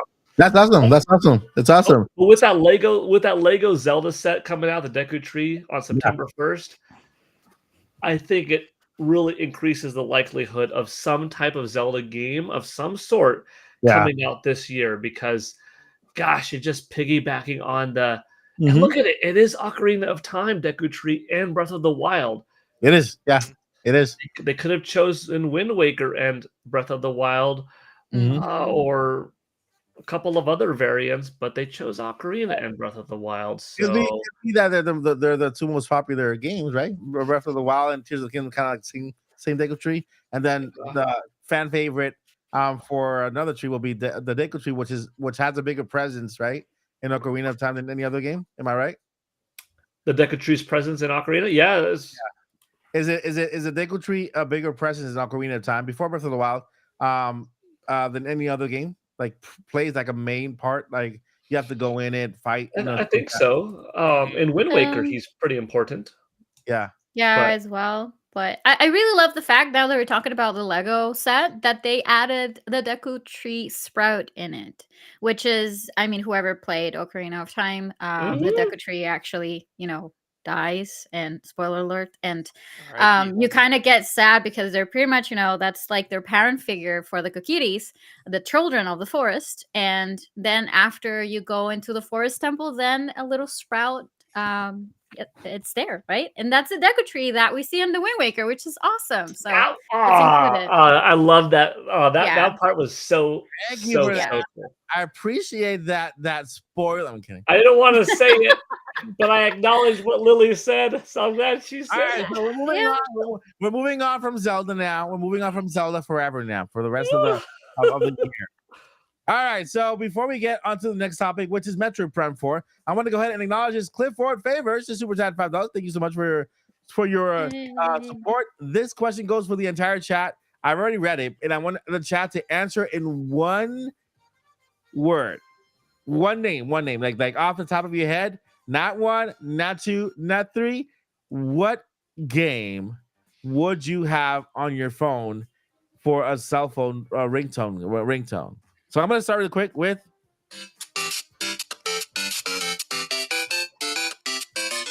I already have it. All right, Joycey, what game would you have on your cell phone as a ringtone? I can tell you what game I do have on my phone as a ringtone. It is the Forest Temple from Ocarina of Time. That is my ringtone when someone calls me. I can't sing. But if you listen to it, it's very and somebody brought this up in the chat, and then I promise, guys, we're going to get off Zelda. I promised the podcast I would not rant about Zelda this week. Sorry. No, you can. I'm not going. We're off Zelda. We're talking about the ringtone here. That's it. Ringtone. So because even though I enjoyed the era of the Wilds, Divine Beasts and their version of Dungeons, I will admit I do miss the uniqueness, a little bit more uniqueness of the older style games. So I'm hoping that they mix that with the new. But that's my ringtone, the Forest Temple from Ocarina of Time, and it's been that way 10 years. All right, Paul. Ringtone. What ringtone would you like to have on your phone, or you have on your phone that's related to a game? I think from Zelda. Da na na na. Something simple. When you open the treasure chest. Yeah.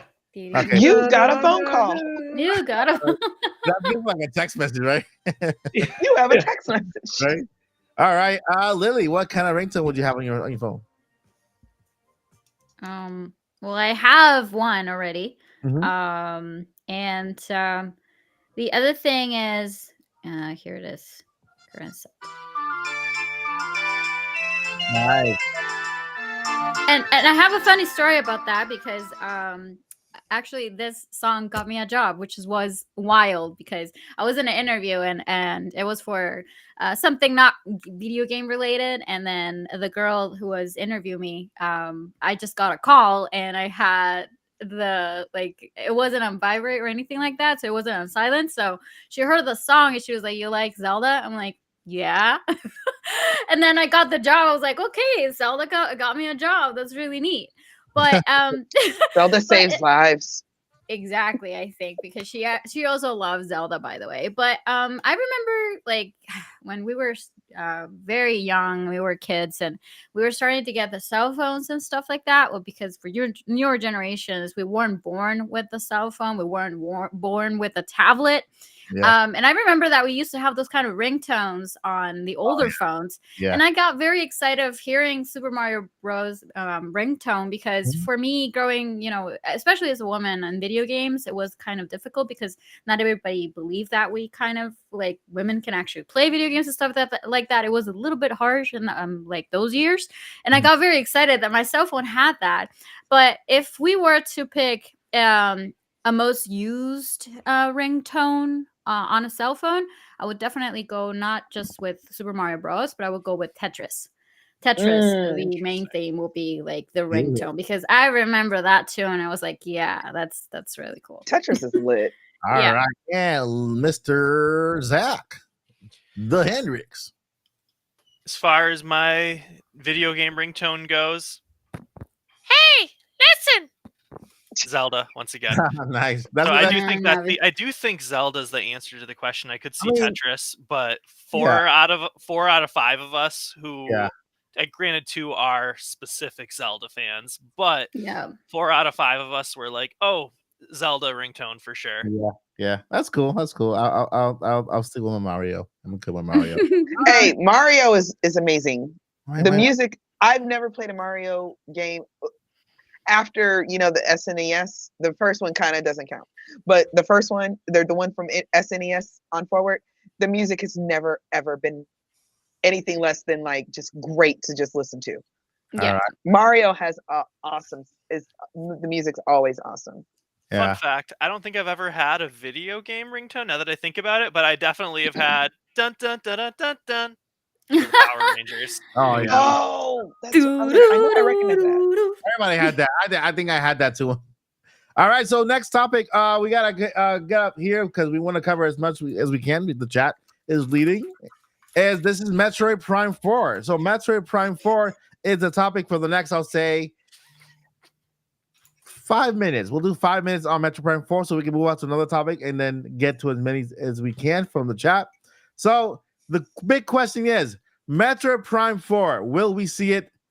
Not that it'll come out. Will we even hear about it this year? My money's on yes. I feel like we're going to, even if we don't get, my big money is on we're getting the teaser in the next direct. Awesome. That'll be awesome. I'm putting my Monopoly money on that. But if nothing else, I believe we are going to get an update. I'm praying. I'm gonna light the candles and I'm gonna call my other prayer warrior friends and family. We're gonna get Metroid Prime something by next direct. All right, put money on it. What do you think, Paul? Yes, and it's going to happen between this upcoming Tuesday, June 11th and Thursday, June 13th, because on June 13th, 2017, at the Nintendo Direct for that year's E3, Nintendo revealed Metroid Prime 4 is in development, and it will be the 7-year anniversary. Whether you count the 7-year anniversary as Tuesday, which is that amount of Tuesdays later, which is the 11th, or the 13th, which is Thursday, the date of the Nintendo Direct 7 years ago. Nintendo's going to show off Metroid Prime 4 in 11 to 13 days. Nice. What do you think, Zach? I am going to go a little contrary on this one. I don't think so. Not today? I don't think we Go to see your anything room. about it soon because I just can't see a way that this is not the big launch title for the new Switch at this point. That with That doesn't mean they can't tell us about it. if they tell or show us anything and don't give a date, because all we know is fiscal year, we're getting new Switch info, right? But Yeah, that can be yeah. up to the end of March next year. Within. He said within, not at Yes. the end or the beginning. So within. Yeah, so sometime within this next fiscal year. So if they say Metroid Prime 4 2024, you know what I mean? Still not go.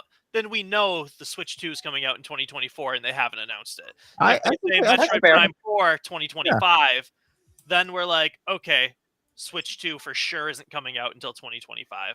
I can get on board with that. Yeah, I can get Yeah, on board with so that. that's the reason I don't think so. Just because I can't see them giving us anything without a date.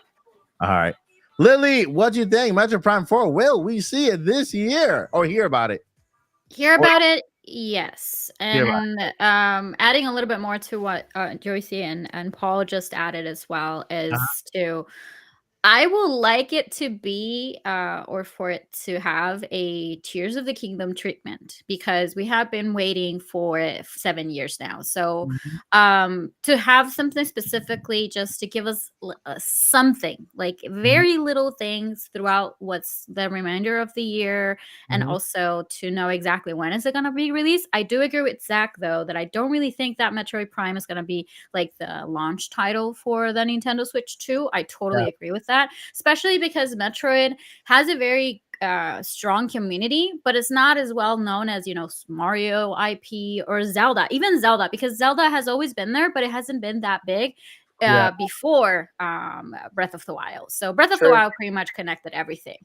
So I'm really hoping that we can get a little bit more like in depth in the future. Like, I don't know, probably have a little teaser this year, and then probably on the next teaser they give us if they're gonna have a title, because if it's going to be Metroid Prime 4, but what's gonna be the title, you know, if there's gonna be a title, and then after that give us like a very small gameplay that we can probably have a little bit of a taste of what's coming, and then like a final trailer, you know, that kind of Tears of the Kingdom treatment. I think that Metroid Prime deserves that.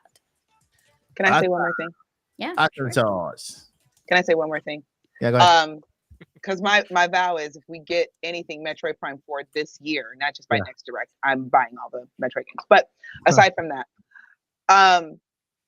so Zach, we gotta like put a bet on this because we're on the same side, but we're also on different sides of the fence. But what I was gonna say is think about it like this: like everybody went everybody went completely nuts. Sorry, I gotta remember whose house I'm in. Everybody went nuts when we just got the logo. It just said Metro Prime 4 now in development. Shout out to Arlo and his channel, because Arlo, I remember hearing his response. Dude cried and couldn't believe that Metroid Prime 4 was even a thing. And I mean, he was choked up and he was screaming and everything. And there were so many reactions to that. So my thought process is just telling us, just showing the teaser or showing us a full trailer that doesn't really say anything yes or no for Switch 2. Well, we already know Switch 2 is coming, but you know what I mean? It doesn't say anything of when it's coming or any dates or anything. It's just, that's all we're going to be talking about, because this has been an urban legend for all these years now. That's all we're going to be talking about. So our focus is a little bit diverted.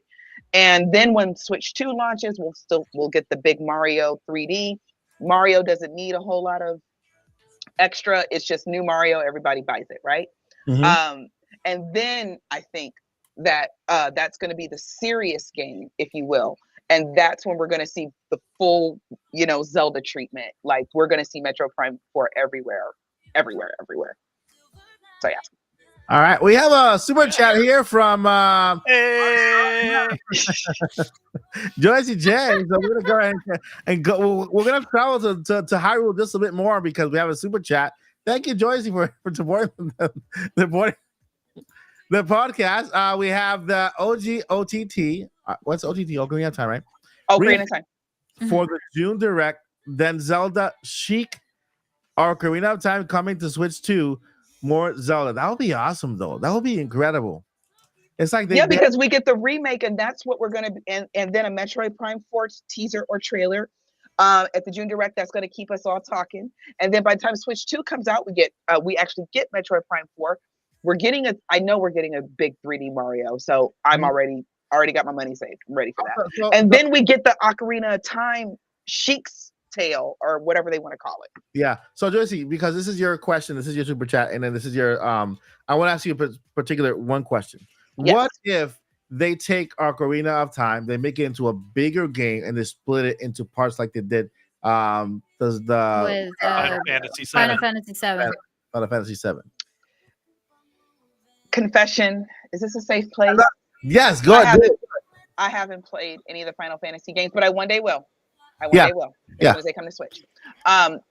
Because then I'll have no excuse. I'm down for it because it's still new, Mhm. but it's in a world or a lore story that we all know. And Mhm. we're just seeing it from somebody else's point of view, and that's what makes it interesting to me. Yeah. So I'm totally down. Yeah. I'll be awesome if they go more into the story and kind of like explain the different areas of Ocarina of Time. Just add more to it, but same story, just bigger and grander. That'll be awesome. And next time we do talk about Zelda, not tonight, but next time we talk about Zelda, we're gonna create the trailer together as a podcast, as a family here, as a Mike Odyssey family. We're gonna create the trailer because I already got ideas, and then hopefully Nintendo will hire us. Yeah, that'll be awesome. Yay. All right, let's continue here. I see here some pricing. It is Zelda related. I'm gonna highlight it because it is actually a very kind of it's good to discuss this because we recently got the Zelda Deku Tree 2 sets, one for Ocarina of Time and one for Breath of the Wild.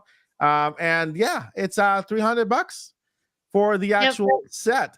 And the Lego Bowser one back in the year 2807. I'm not sure we get there yet. Oh, it is. It was 200 and okay. Was 2,807 pieces. What? I mean, Legos are not cheap.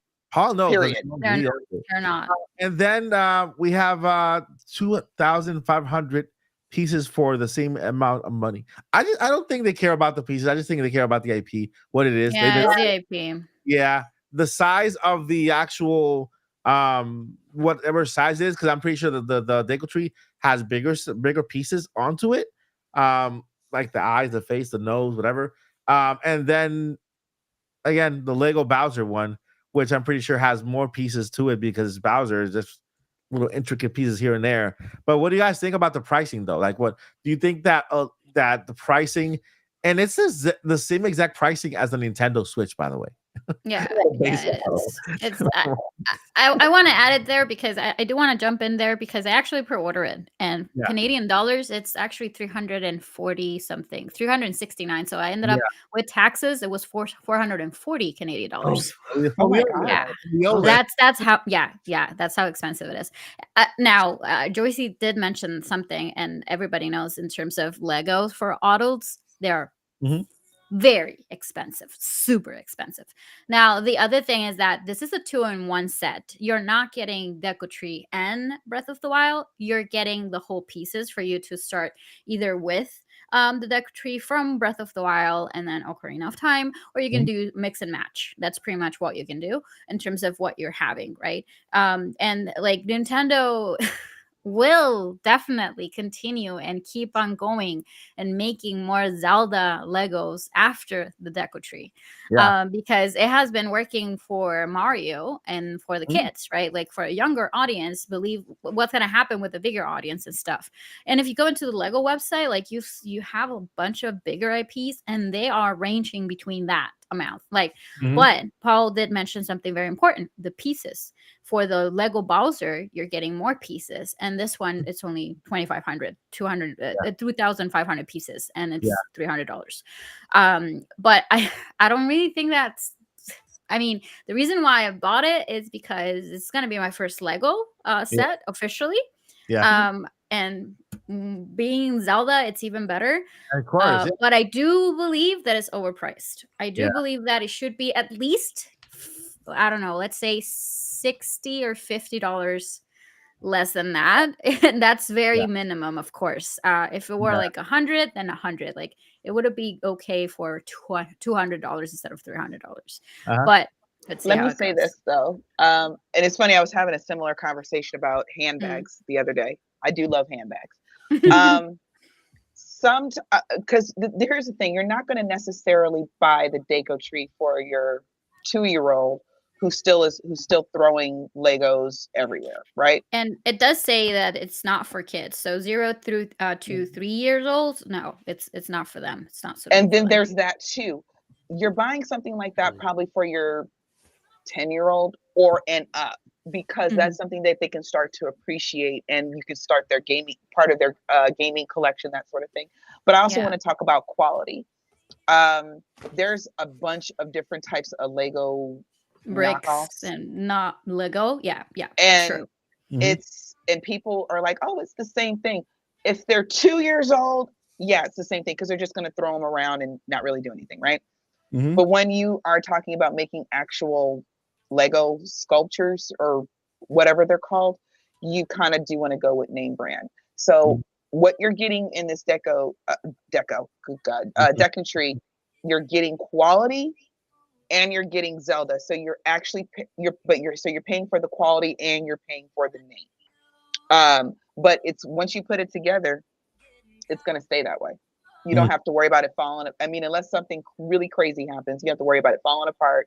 You don't have to worry about losing pieces or really anything like that. So that's kind of the trade-off when it comes to quality. And then on top of that, everything is just stinking expensive, like everything. Yeah, that's for sure. That is awesome. And in the meantime, I'm looking here for more questions, guys. If you have a question, do you want to have? This is your time. You are the host in charge of this section of the podcast. So go ahead and put your question there. That'll be the topic, and we will all talk about that same exact thing. So right now, I thought I saw somewhere someone asked us about direct predictions, but when I was scrolling, I didn't see it. Yeah, I was looking for. I saw that one too. I was looking for that one. Can that person repeat it? Yeah, if you can repeat it, we can't find it. Yeah. And now we'll go over it because we saw it. More than one people saw it, so we can go over that real quick. Let's see here. Also, fun fact about Legos. Legos, and this is not financial advice. I have not done this myself.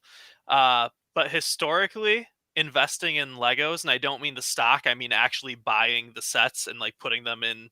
Historically, it outperforms every single stock on the market and the price of gold as far as like increasing in value. So like there's some people whose whole retirement plan is buying Legos and then reselling them years later instead of doing something with a 401k in the stock market. Yeah, I have a Still box. invest in your 401k, people. I have a box full of Legos, so I'll just visit my supermarket. Hey, can I get some? A box full of Legos is different than like this massive Millennium Falcon set or Titanic set that's never been opened. I can take random pieces of Lego and build one. I'll build the castle. Hey, look, this is Cinderella's castle. I bought it like a long time ago. It's really anything Disney for Lego and Nintendo. It's just very sweet.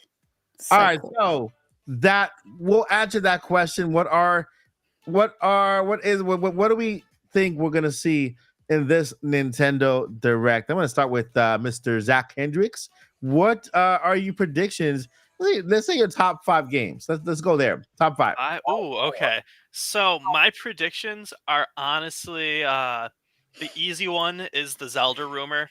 I think we're going to see another Link's Awakening remake type Zelda. Awesome. I think that's just an easy space filler. And then for the other 4, I was thinking about it, and I really feel like this Direct is going to come out of left field. Like, I'm not saying it's going to be all these big titles. Yeah. But I think it's just going to be a lot of unexpected titles. Delightful. Yeah. So I think there will be how we had Mario 35, those types of games. I think they're going to announce the next large number game that is not F-Zero or Tetris 99 wasn't Nintendo or the Pac-Man one. But so I think we're going to see one of those. And then I was trying to think earlier of like not a dead IP, but something we haven't seen in a while. And I just couldn't really put my finger on like maybe a Yoshi game. We haven't a Yoshi puzzle game like how we used to have back in the day. Yeah. or Dr. Mario. I could see Dr. a new Dr. Mario, Dr. Mario, yeah, that one needs to come back. or Yeah. even a mix, just a full falling block puzzle game of Nintendo IP. So how we had Wario Woods back in the day, there's a Wario Woods type of falling block puzzle game. There's I don't even know how the Yoshi game worked. It's been so long since I played it. But Tetris, Dr. Mario style games. But yeah, really just a lot of left field stuff. I don't have too many specific predictions. And then, of course, I will go with my usual until it finally comes true. Give me Diddy Kong Racing. Give me a remaster or a new Diddy Kong Racings. And yeah, that's my Nintendo Direct predictions. Kind of underwhelming, kind of chill, but I feel like that's where we're going. Hey, a prediction they're all valid, they're all good. All right, Lily, what are your top 5 games you want to see in this Nintendo Direct? Top 5. I feel like we're gonna get quite a few of remasters. Well, you only pick 5.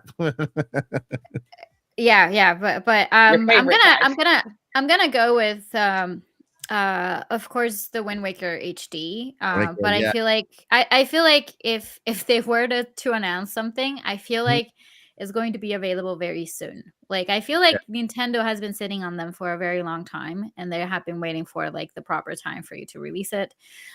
Definitely something Metroid 4 we're gonna see related. Like it could be that they don't really have anything for Metroid Prime 4, but it could be that they release like another Metroid Prime remaster, right?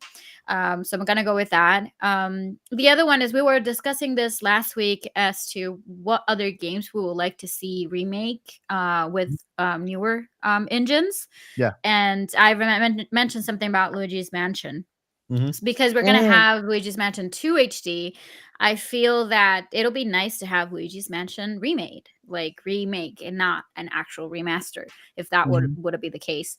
And I don't know, if I were to say something, if we could have something about Hollow Knight Silksong. I know that should be more into the indie ones, but we haven't heard anything about it, right? So we'll take it no matter where it comes from. No, that game graduated. It graduated. Yeah, that graduated from Indie World to of course, and that's what I mean. Yeah. So and all right. I think that's it. That's awesome. And Joycey, what are your top 5 picks for this Nintendo Direct? Okay, so Metroid Prime 3 or 2 and 3 remastered, remake, HD. It's going. Okay, so Metroid 2 and 3 for the Switch. All right, whatever they do to it. So that's 2. And I also think there's going to be a Yoshi game. At first, I was thinking, well, Yoshi, we don't want it to kind of slow down, but now's actually a perfect time for a Yoshi game, I think. It's fun. It's summer. Why not? And then I think we're going to get some kind of Zelda. And admittedly, a lot of this is about rumors. And so that's where I'm kind of just guessing for my predictions. But the reason I say that is because Nintendo wants to hit a certain number of Switches by the end of, I guess, next fiscal year. And we need something to help push that. Zelda is a system seller. So maybe if they do and the reason I think the Ocarina of Time remake would work, it's something older that us fans and us Zelda fans, we're going to buy it regardless, no matter what. We know we are. Yeah. And then it also kind of helps, show the newer audience or younger people who aren't as familiar with the old games like we are. Hey, doesn't this look fun? Do you like this version of Zelda? We put pretty graphics on it. Don't you want it? And Paul and I are in total agreement. They're gonna finally come back and say, oh yeah, by the way, it's later. And then bam, MP4, Metro Prime 4, and it's still gonna say coming soon. And then we can all just like go on Twitter and express that, yay, we're happy, but we also wish we had a date. Those are my 5. That's awesome. And it'll be delightful, because we already had all the big stuff. And sorry if I'm going back to Zelda, but I do have a question for you, Joycey and Paul. What if they were making an Ocarina of Time remake, but not necessarily with Breath of the Wild or Tears of the Kingdom engine, but sort of like a mix and match, like a mixture of both? I'll let Paul How- answer first. Yeah. How you feel about that?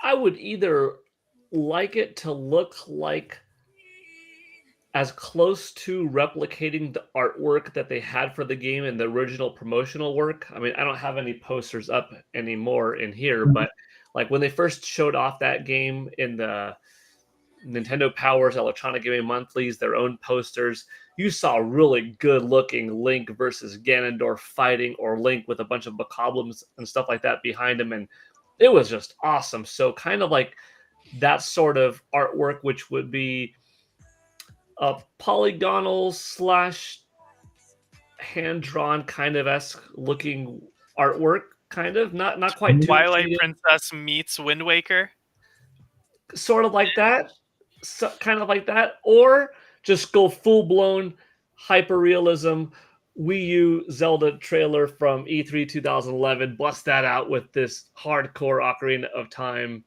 Like, I would want it either look like they would have originally made it if they had the pure horsepower to completely see their vision back in 1998, which would probably be the artwork replicated in game form, or this super realistic, awesome thing. And my answer to that, I'm sorry. One of my two picks, I guess. So I'm mostly in agreement with Paul, but I will say this: I do, in my heart of hearts, believe the Wii U tech demo, that is Twilight Princess Link all the way. So I think if they're going to, if they're ever going to remake Twilight Princess, it needs to be in that form. Ocarina of Time, I would like for them to kind of stay close to what the original looked like. Just make it pop a little bit more, make things a little bit sharper, smooth Links out a little bit. I think the HD remake on the 3DS is actually a very good way to do it. But it's Ocarina of Time. I'm gonna play it anyway for the 20th time. So yeah, me too. Whatever Like it is, I'm gonna love it. For me, I think. Yeah, there you go. It's that good. So yeah. All right, Paul. You want to go? No, we're still on our top 5 on the direct. Sorry. Yeah, Paul needs to go. Paul, your top 5. I think they're gonna open up. I don't know if this is 5 or not, but they're gonna open up with Metroid Prime 2 and 3. That's one. But first, we're going to think it's 4 just due to the space, the stars, the music, and the then music. Punked out with 2 and 3. Then we'll see Fire Emblem Genealogy of the Holy War, because that's been speculated for a long time. Then we'll get like a Yoshi's Woolly World, which is a port, Zelda Wind Waker HD Plus, which is a port. And then the presentation will be almost over at the 37-minute mark, in which we found out that it's going to be roughly 40. So we're like, oh, this is the last thing. It's space, it's stars, but it's Star Fox. But it's a brand new Star Fox, and it looks fantastic. And then they say at the very end, we started off the presentation saying that we had a certain something that we're going to save for another time. Now is that time. And it's space, and it's stars, and it's freaking Metroid Prime 4. And that's how they do it. But it's a CG trailer, and it says coming spring 2025. That way, the CG trailer is good enough in quality that you're like, well, is this a Nintendo Switch game? A Nintendo Switch 2 game? And Nintendo afterwards confirms coming 2025 for Nintendo Switch. But in September, when they show off the Nintendo Switch 2 trailer, they reveal the game in its full capacity for Nintendo Switch 2 as one of the key launch titles, and they're saying it's having a dual release, taking advantage of the install base and the physical horsepower prowess of NS2. So what was that? This bundle of the Metroids, Fire Emblem, Yoshi, Wind Waker, Star Fox, and Metroid. I guess I did 6. Well, actually 7 maybe. All right. It's fine. It's fine. Whatever. Who cares about the That was numbers? like in a nutshell, pretty much, like Yeah, well, everything. I will. That is like my ideal, but I could see take away Star Fox and maybe throw in Donkey Kong, and Donkey Kong might be a little bit more likely just because, hey, we've got a Donkey Kong theme park, and you might want to capitalize while the Mario movie is still fresh, and since the next big movie might also be Donkey Kong, so I would welcome either Star Fox or DK this November. I would agree with that if the Donkey Kong parks will open in this year, but it's opening in 2025. Yeah. So I would see a Donkey Kong later on Like maybe Switch 2 officially Switch 2 Donkey Kong. Not I Switch. have to did go. I for- feel bad. I don't want to interrupt. I've got to go. Yeah, I had to okay. leave a while ago, but it was too much fun to leave. No, I thank want you. to drop it real quick because Free Metroid Hat asked, and he asked me, and I'm not going to be able to answer, so I feel bad. Yeah. But he says, do you guys think we could get any of the following games on Switch 1 or 2, such as remastered Kirby Air Ride, a new Sonic Riders, Pokemon Coliseum XD, or a new 007 game? So All right, so that I wrote is- his comment in the chat. I will give one answer before I have to go. Anything's possible with Nintendo to have a remastered game of one of those sorts. If I had to say the most likely, maybe Kirby Air Ride, just because it could be a remake of a Kirby now that Kirby is more popular with Kirby in the Forgotten Land. But before Forgotten Land 2 sequel comes out, hey, let's just remake an old Kirby game, and it could be a little racing game that doesn't compete with Mario Kart, but is just different enough. So I gotta go. Sorry. all right, Bye, everybody. Bye, Paul. Bye, Paul. Have a good night. Thank you. Good Take night. care. Good night. Bye bye.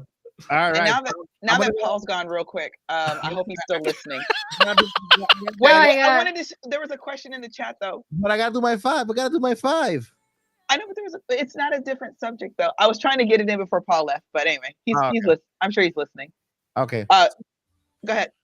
All right. So you want to do that first? Go ahead and do that first, and I'll do my 5. Yeah, just because it was funny. It was from Boo Mini a little while ago. It says, "Can y'all address the Paul Gale Network conspiracy? Is he Mr. Gale or Mr. Network, or will it be an ongoing mystery that we'll have to accept?" Paul will answer that next week on the podcast, so y'all better stay tuned for that. tuned. There you go. Stay tuned for the answer to that question. Oh, and then Mike, I have my 5th game. I remembered it when they were talking. It is Super Mario Bros. The movie, the game. Oh my God. Ah, Yes, On iOS and Android. can you believe that? Yeah. Okay. with the soundtrack from the movie, so we can play video games and listen to 80s music. I'm Right? down. And then we won't get copywritten.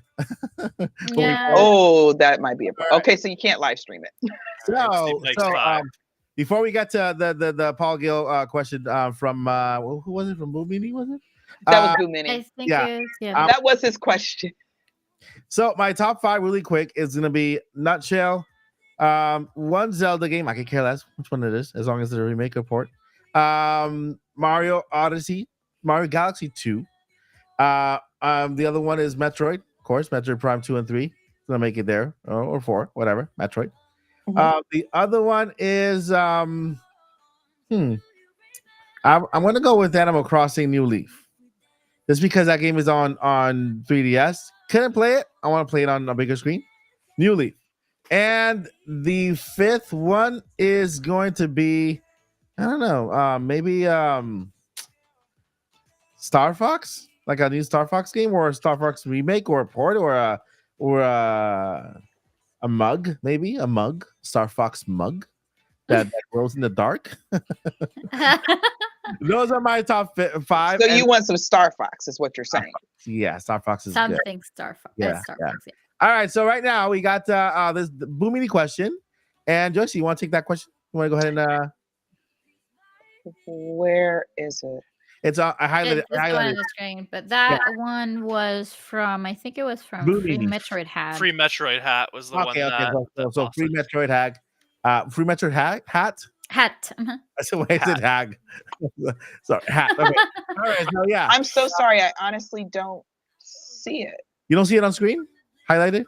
No, the one that you have on screen is from Paul. Because he wrote it again, so he can be picked. Yeah. Oh, I'm sorry. Yeah. Indie Mania.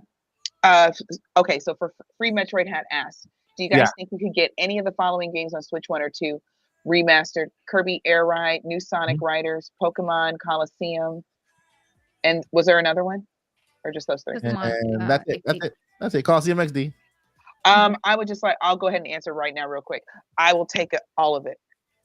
Me too. Yes, I want you to. Me too. all of the above. Second that one. Yeah, I could see all the above specifically because Nintendo, since the Switch has been out, has been remastering stuff. And so, like, available list is shrinking. Mhm. But specifically too, if I had to choose one out of those, I think I would go with Pokemon Coliseum, Mhm. especially because we Ooh. already got a Pokken Tournament DX, which was like a loose spiritual successor of Pokemon Coliseum, and then they Mhm. just recently did the Pokemon Snap remaster or Mhm. remake, and so I definitely could see Pokemon Coliseum because Pokemon is just such a money IP. Oh, know, yeah. Yeah, and, moneymaker for sure. Yeah. and out of all of these, like a remaster for Pokemon Coliseums, the easiest remaster because Pokemon is the most stylized, least graphical intensive thing. I Mhm. feel like Kirby and the Forgotten Lands had better graphics than the newest Pokemon games. And so Yeah, that's for sure. realistically, I could see all of them, but if I had to choose one, Pokemon Coliseum is definitely the one that I think has the best odds of coming soonest. All right. I That is have a question. Mhm. What y'all think they're gonna drop for NSO? I keep forgetting NSO is a thing. Well, that's what that was basically kind of like the next one I picked in the chat. Nice. Okay, cool. Shout out to Netweed. Yeah. So, did Lily? GameCube. Yes. So, Okay. I'm gonna go with Pokemon Coliseum. okay, perfect. Yeah. All right. So NSO, this is gonna be the last one for the podcast for tonight. But I promise you, every single podcast, every single last Friday, we're gonna have as much fun as we did today. We're gonna have the chat take over topic 2, and then or we do a game that we can have an actual game where we can have up to at least 100 players with us, kind of playing and having a lot of fun. So Yay. Joycey had this. Woo! Joycey had this. Was excited, so I'll let Joycey handle this first. What do you think, Joycey? NSO? I honestly don't know. That's why I asked you guys. But my answer, with all seriousness, all of the above. So If it GameCube. was on GameCube, just put it on NSO. Yeah, that'll be awesome. All right. I don't care what it is. Lily, what do you think? NSO? Do we see it? Do we see an update to NSO? And what could it be in this Nintendo Direct? I don't know exactly what to expect on this Nintendo Direct because I feel like they're gonna have a lot more to show for the Nintendo Switch 2. Why? Because I feel like that's the future. With shutting down all the shop, like the eShop and everything, and they are actually moving and migrating specifically to keep NSO. So I wouldn't say that they will announce something GameCube related. I will say that they will add more to the Game Boy Advance catalog, perhaps. Mhm. If we can see any of the, I'm hoping for Pokemon, but I feel like they're kind of still trying to figure out exactly how they're gonna be doing. Mhm. But for the Nintendo Switch 2, I feel like it's gonna be time for them to incorporate any GameCube games. That being said, though, will they be adding Twilight Princess and Wind Waker for the GameCube version, not the HD version? Well, we will know. We wouldn't know until then. But I hope that they are aiming to have at least those GameCube games because they did had a lot of. There was a huge catalog of games for the GameCube, and having it on the Nintendo and on the NSO would have been great. But Mhm. that also means that they might increase pricing. So Not we necessarily. will see. It's coming. Yeah, I mean, We will see. we will eventually get a price update with Nintendo Switch Yeah. 2, but nothing yet. And I don't expect anything Nintendo Switch 2 for the Direct at all. Game wise, No, they're not actually. yeah. Yeah. Yeah, for Kawhi said himself, don't talk Yep. about don't talk about Switch 2. Mm-mm. Literally. Right. It was like I heard the attitude in his voice in his studio. He's like, all right, guys, listen, we're gonna give you No Nintendo Switch 2. we're gonna give you a Direct. We're giving you a month in advance. First time ever. Direct next month, but don't ask me about Switch 2. Don't you dare. And then Yep. he just gonna bounced out and then left. All right. Yeah. That's why I think Metroid Prime 4 this is still a good time to Yeah. announce it because they don't have to tell us anything. I don't think they're going to tell us a date. I don't think they're going to give us a time frame. Mhm. It's just, hey, No. we're working on this. It's real. It's not a conspiracy. Yeah. Metroid Prime 4 is real. And then that'll just keep us talking because at that point, do we care which system it comes? Okay, I care a little bit because I think it'll make the Switch 2 do even better. Yeah. But for those who aren't planning on buying it, it's still Nintendo's keeping their promise that this is going to be on the Switch because we announced it for the Switch. All right. Just like they did with Metroid Dread, like the OLED version of Metroid Dread. I really like that. So if they can Yeah. do something similar, that'll be nice. It'll be neat. That's cool. All right, Zach, what do you think? Do we see any updates for NSO? Not necessarily GameCube, but do we see any updates for NSO? We see updates. We see new games getting added. Yeah. I desperately have been hoping that we see GameCube, and Mhm. like I think Nintendo has explored the option, but at Yeah. the same time, Yeah.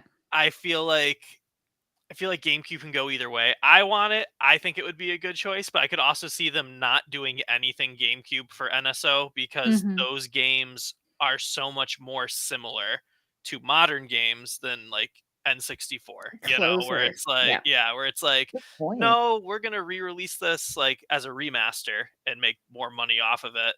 Where you'd be less inclined to buy a remaster of this game you've never played before if it's now available for free Yeah. with Well, slightly inferior graphics. I hope we get it. I think we should, but I'm on the fence if they're gonna do it or not.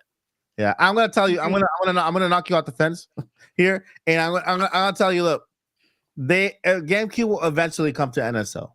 Eventually come to NSO. First thing, Nintendo has a subscription service. The more consoles they release, the more retro the one becomes, right? And so what they want to do is keep the old consoles alive through NSO. That's their brand new platform. Nintendo is moving NSO to the next Nintendo Switch, to the next console. It's moving forward with Nintendo accounts, and so I personally think that NSO is separate from Switch. I don't see the same. I see NSO as a subscription service you can get through Switch, and then you're gonna get the same NSO through Switch too. Because of that, I don't rule out that we might see GameCube on this direct because it's a separate service. It's Nintendo charging you to give you access to their retro catalog, right? And there are 800 and something games on GameCube. 800 and something games on GameCube.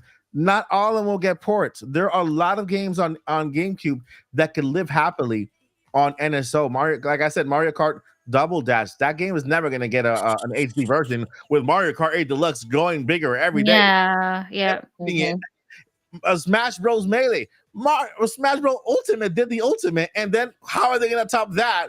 Melee seems small compared to that one. So, hey, it could live on NSO with multiplayer added to it, and therefore that Melee community is happy they can use Melee there to do their tournaments and everything there, right? It's there. And so there's so many games that could live. Animal Crossing, the very first game, right? It's on GameCube. That's not going to get an HD version or remake like that. It's not that big of a game in order for it to warrant one. And so yeah, there are many games that could get remade or will never get remade that can live on NSO happily.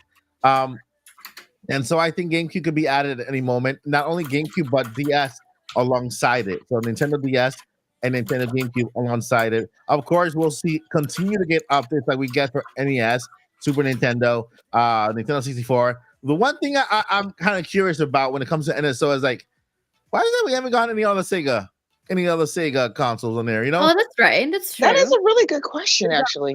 Sega Genesis, right? And that came at the beginning of NSO. I'm like, how about we get some, we get some, Sega Dreamcast would be awesome to throw in there, right? Whatever's equivalent to 64, right? And so other consoles there, it opens the door for maybe Atari to enter NSO and to kind of live in that little bubble there. ET on Switch 2. We ET, all know we want it. So yeah, I never rule out, and I don't ever put NSO next to an actual system because GameCube is not more powerful than Switch. Switch can easily play GameCube games with some quality of life or whatever, or maybe the GameCube controller that they have, that they could sell with it because they've sold controllers for every single system they have. They have the NES controller, they have the Super Nintendo controller, they have the 64 controller, they have the Sega controllers. All they have to do is just sell the GameCube controller, which, by the way, it's already everywhere. I actually patented too. I have a whole bunch of GameCube controllers that work on my Switch right now. So can I say something about that real quick? Yeah. A little off topic, but not too much. Mm-hmm. I wonder if Nintendo realizes how much of a killing they could make off of those controllers. Of course, sell the original looking ones that are now wireless and everything, but then go back to them old school colors. Bring over the Famicom color. Just the collectors alone would just go ham. I'm so super serial right now. I agree, and also I would love to see Famicom make it to NSO on our side, because there's so many games that didn't make it from Japan, didn't make it to US. Like, we don't care about localization. Just send it over. We'll figure it out. Although you can because all you gotta do is basically just kind of install have an account for NSO in Japan or whatever. Japan.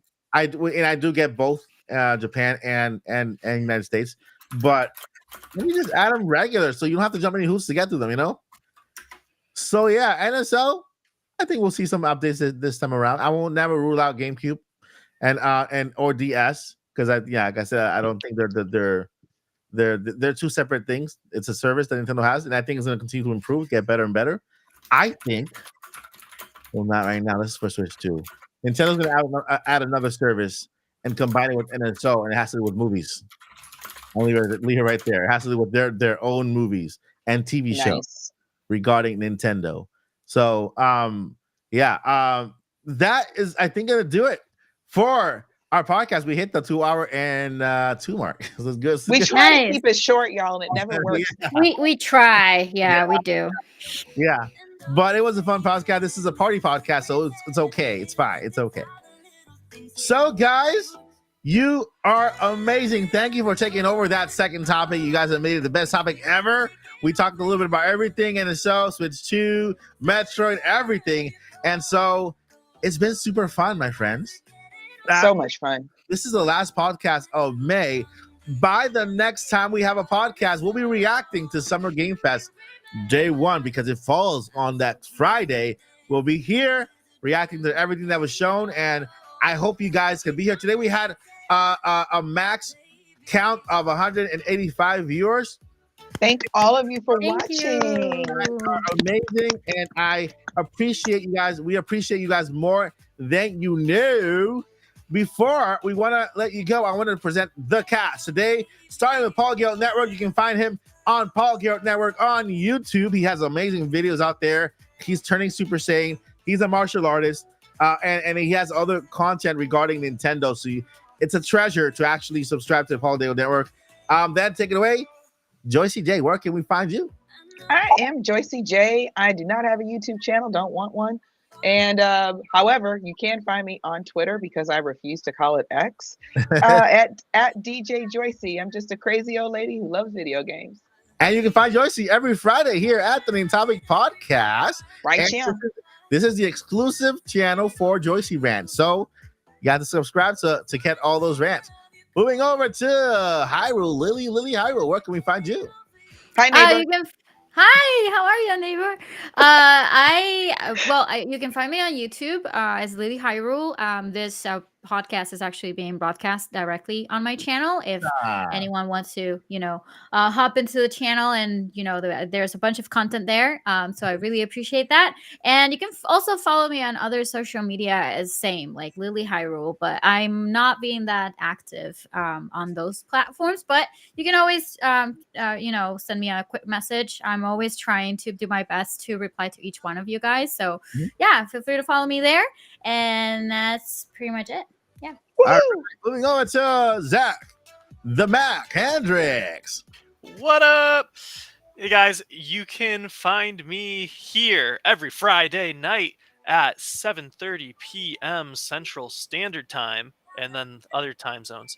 But also too, you can find me on Twitter/X at YoungCalfZach, and pretty much everywhere else at Zach Hendricks Voiceovers or Zach Hendricks Media. They all come up no matter which one you search. Awesome, Josh. And of course, you can find me here at the Odyssey. I just want to give a quick update. You guys can see here on screen if it pops up. The shirts are back in stock. Nice. All right. That Nintendo Direct Hype shirt has sold out 3 times, and I finally found a new vendor. They are back in stock. Joycey asked for a woman cut. It's also in stock, so we have it there as well. I'm going to go order mine after we get off So of you here. can pick up your Never Give Up Journey On t-shirt. Either must subscribe to Mike Odyssey, Nintendo Direct hype in time for Nintendo Directs, and your Nintopic podcast t-shirt as well. You can find me here at the Odyssey Monday through Friday. The Mike Odyssey show is about to begin. Yay! Days. I will give you guys more update. It's gonna be awesome. And of course, you can find me here every single Friday at the Nintopic Podcast with one of the best crews ever assembled in the podcast ever. You guys, We're like the Avengers. this is how you end your weekend on a hype, happy, ready for the weekend. And I am glad that you're here because you guys are the best part of our weekend. So thank you for being here. You guys are awesome. Thank you. Before we let you go, we got two things we need to let you know. Two things. Just two things. Number one. Never give You up. usually never give up. You usually call. Oh, I me thought you were on pointing at me Yeah. I thought like, who's Yeah. gonna say it? when you were like that, and I'm above you. No, don't do it. Don't give up. Don't give up. Okay. Never, Don't ever do give that. up. Don't All do right. that because we Yeah. need you. Number two, Journey on. Journey On. Let's go with the dance.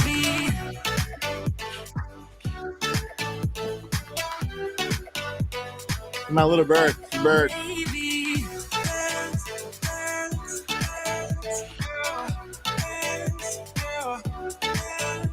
You know the doves, like at the end of the party, like a doves, the flying Holy away, dynamite. the dove. Thank you, guys.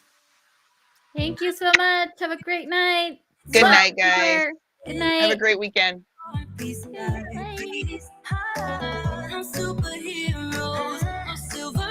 I think I'm looking for the end stream thing. We Well- never end right. This is our new tradition. This is such a tradition now. Find the button, Mike. Find the button. I can't dance for much longer. Where's the button, Mike? What is it? Is The that end button, Mike. You know the reason Miss America waves like this is so this doesn't shake. Oh, you know what? And that is true. That does work. It's like-